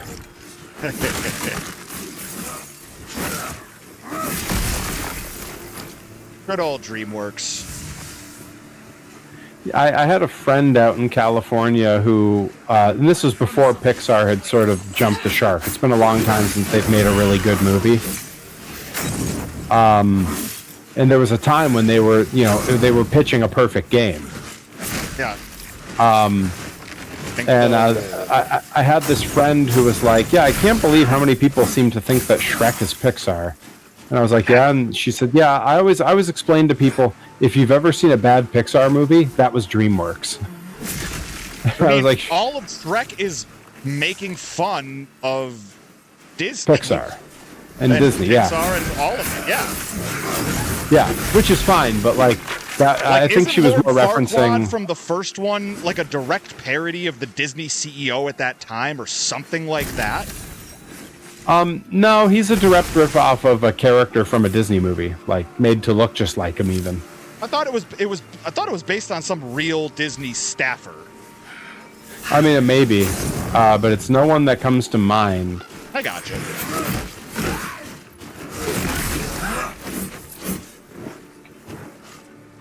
Yep. Love Shrek. Kept Michael Myers in business. Yes, I called him Michael, his full name.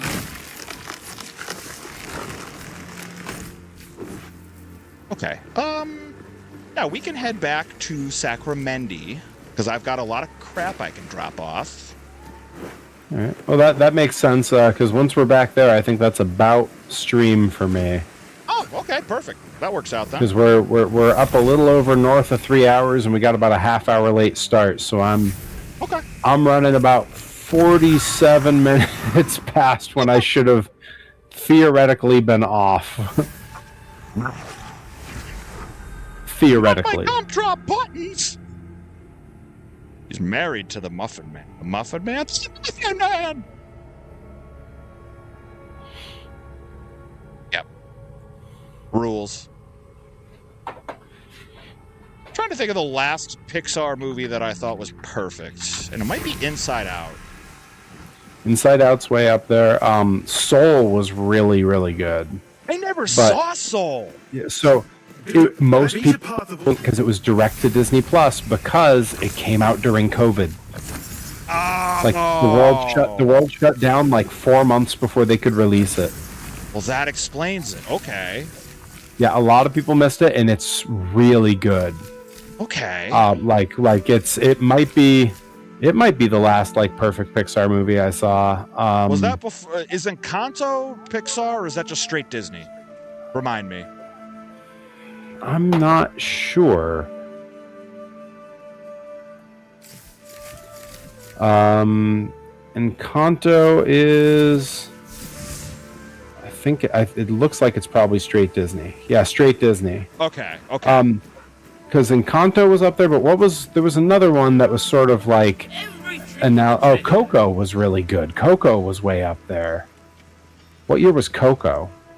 That was later 2010s, early 2020, somewhere around there. 2009. That was all the Dia de los Muertos stuff, right? Oh no, wait, no, sorry, 2017. Okay. Yes, that was Dia de los Muertos. Adam NX67 says Cars and Cars 3. Yeah, I don't like either of this. I don't like either 1, 2, or 3. I only like Cars 1. I will say I enjoyed 3 a lot more than 2, but Fair. Both of them paled in comparison to the original. Yeah. And I love that the original, I'd have to look up what film it is, but there's like a famous like 70s film that it is a shot-for-shot, beat-by-beat rip-off of. Like to the point where they're open about it. They're like, no, this was our nod to that. This is like, yeah, they're saying like, you know how like Disney got famous for doing like these famous fairy tales as movies. This was us doing this famous live action, like 70s film as a animated film about cars. Okay, like Day Without how that came Darkness. about. Day Without Darkness like says the The voices. Incredibles. Incredibles 2 was great too. Credit where it's Yeah, due. 'cause they had a string in a row of just movies that were kind of untouchable. When they had like Up and Wall-E and Inside Out kind of back to back to back to back. Now, Up like- is an interesting case after like the second watch, because I think everybody, in the same way we were talking about Austin Brett, they only remember the finish. Up, they primarily remember the first 10 minutes. And then that sort of carries the rest of the movie for a lot of folk, because last time I went back and watched it, I'm like, I don't remember there being this kind of empty of a middle section before the Explorer cat shows up again. It's like, oh, Yeah, I mean, they padded had this quite a bit. Yeah, well, they you know, admittedly they sort of had to shoe in the kid and the dog. Right. The dog But was that awesome. kid- They could have left the kid out completely. Yeah, I mean, well, and then they also had like sort of the sub story of Kevin, the bird. Yep. Like The bird and the Yeah, dog there's- had a fun rapport. I suppose the kid was necessary because he had the chocolate, and that's the only way the bird followed was with the chocolate. His name is Kevin. Yeah. yeah, well, and also like their attempt to bring humanity to the grouchy old man had to come from somewhere, and having a little boy that came to his house to sell him the chocolates for his scout troop get trapped with him when the house takes off is kind of a perfect, like, it's the perfect way to put that character in there that he has to look Yeah. out for. Yep. I get it. I get it all on paper for sure. In terms of me actually sitting through it, another story. Welcome to Movie Club with Perry and Torres. Oh, yeah. Yeah, that's what we do. I'm going to quickly go put things in the grinder to make planks and ingots for next time. Gotta think ahead. We should also repair our weapons while we're here. Prepare for next time. I did that a minute ago. Way ahead of Sure did. you. By way ahead of you, I mean like a minute ahead of you. Perfect. 10 out of 10 no notes. Nothing sings like steel. Nothing sings like steel. What a bold claim. What a great line, this guy. What a guy, old Fillmore the blacksmith. Oh, you're a special guest every week. You mean this week? Silly rabbit. Ah, crap. Where did Torres go? I'm at the Think about- sawmill. I'm just sawing and milling. All right, this. Great. One day, lad, all this will be yours. All of Sacrament, from the top of the rookery to the basement of the dungeons. What, the curtains? No, not the curtains. Always go with the grain. All right. One more check around, and then we'll stop. We'll go back to the whisper, and we'll call it. And I will be there momentarily. Silly rabbit tricks are for kids. He's absolutely You share. right. Saying any cereal is for kids is stupid in 2026. Time to Yeah, because even the kids can't afford the cereal. Bingo. You have to have an income to enjoy cereal. We just had an Aldi's open near us, and we'd never been to one. Nice. My wife wandered into it last weekend while I was stuck sick at home, and I woke up to a chain of text messages that were just like, I just wandered into an Aldi's, and I think they didn't get the memo. The prices here are from like 15 years ago. Yup. Yeah, we have one down the street. Welcome to paradise. Yeah, about to really ruin the kitchen. Just really fill it on up with food. You're gonna just drive yourself over to Aldi's like after work tomorrow, and then just take footage of you just skipping through the hallways. It's just me like this the whole time. Yeah. It's Al at the end of hardware store. Would you look at all that stuff? We got Al wrenches, gerbil feeders, toilet seats, electric heaters, trash compactors. You'll write a whole jingle for Aldi's using that tune of hardware store on the spot. Calculators, generators, matching salt and pepper shakers. I can't wait. No. Yeah, I can really only get. When I heard that as a kid, that he ended on matching salt and pepper shakers. I don't know why. I can only get parts of that whole breakdown. It's nuts, honestly. Yeah. It's like trying to rap an Eminem song now. It's just too fast. It's a reason that with all his like set lists where he could do whatever he wanted the last few years, it's in the span of his entire career, it's one of like 3 songs he's never done live. It's terrifying to try to nail on the spot. If you offered me $1 million to do that, I couldn't do it. Sorry. He basically said, like, yeah, I mean, like, I could sort of split parts of it with the background singers, or we could, like, have it in a backing track, and, like, I could hit what parts I could, but ultimately that's not what people want to see. Right. No, they want to see him speed rap like a maniac, do his best Tech 9 impersonation, or vice versa.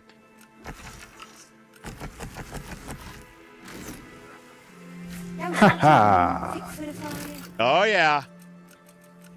Hey, I did have linen garments from last week. Boy, I was thinking ahead. Linen garments. Is that like a famous Russian town? What am I thinking of? Oh, Leningrad. Leningrad, yes. Yeah, Why linen do garments. One of us know that? I don't know. Yeah, I don't know. Did you hear Ellswood speak? He's my future husband, you know. What if I snag him In first? Soviet Russia, Leningrad know you. Soviet Russia, Lenin garments has name. They had a Chicago deep dish pizza that was heaven, but it comes and goes so often. I mean, Chicago and heaven, you know, those words get used together quite often. By Johnny Torres. The greatest place on earth. Yeah, I think I've mentioned it on stream before, but when Rip and I went with Delmy and Ashley and we wrestled in Chicago in 2019, afterwards we went out to Deep Dish Pizza. You know, we got the spot to go to. I forget the name now because it was 7 years ago. Giordano's? It may have been. We figured out which place to go by asking Kevin Koo. Cool. Good call. So he sent us to the right place. You know, I was like, oh, well, I'm going to get this pizza. And the waitress is like, no. The pizzas are not like a one-person thing. Like, it's going to take multiple people to eat this pizza. And I was like... And I looked across the table at Rip, and he goes, well, I'm getting my own pizza. And I was like, I'll stick with my own pizza. And so then Ashley and Delmy got one that they split, and they, like, barely put a dent in it. Right. Me and Rip ate 2/3 each of ours because we made the clutch decision to save what was left of theirs and what was left of ours, put them in the hotel fridge, and then have them for the drive home the next day. Yes. And I will tell you, leftover deep dish after a night in the fridge is really a different experience. Sometimes I like it better than when I first get it fresh. Super good on a car ride, too. That's usually one of the first things I do when I fly out to Chicago is like first or second night I have a deep dish, and then I have leftovers for like 2 friggin' days. Not enough to worry about food being closed after Riot Fest because I have leftover pizza. Well, and also, food shouldn't be closed. It's Chicago. Yeah, that's not the case. Things close very early there. Nickabean says, in this house, we leave the pizza out overnight, and it's so good in the morning after sitting, and that's totally true. The next day pizza is super good.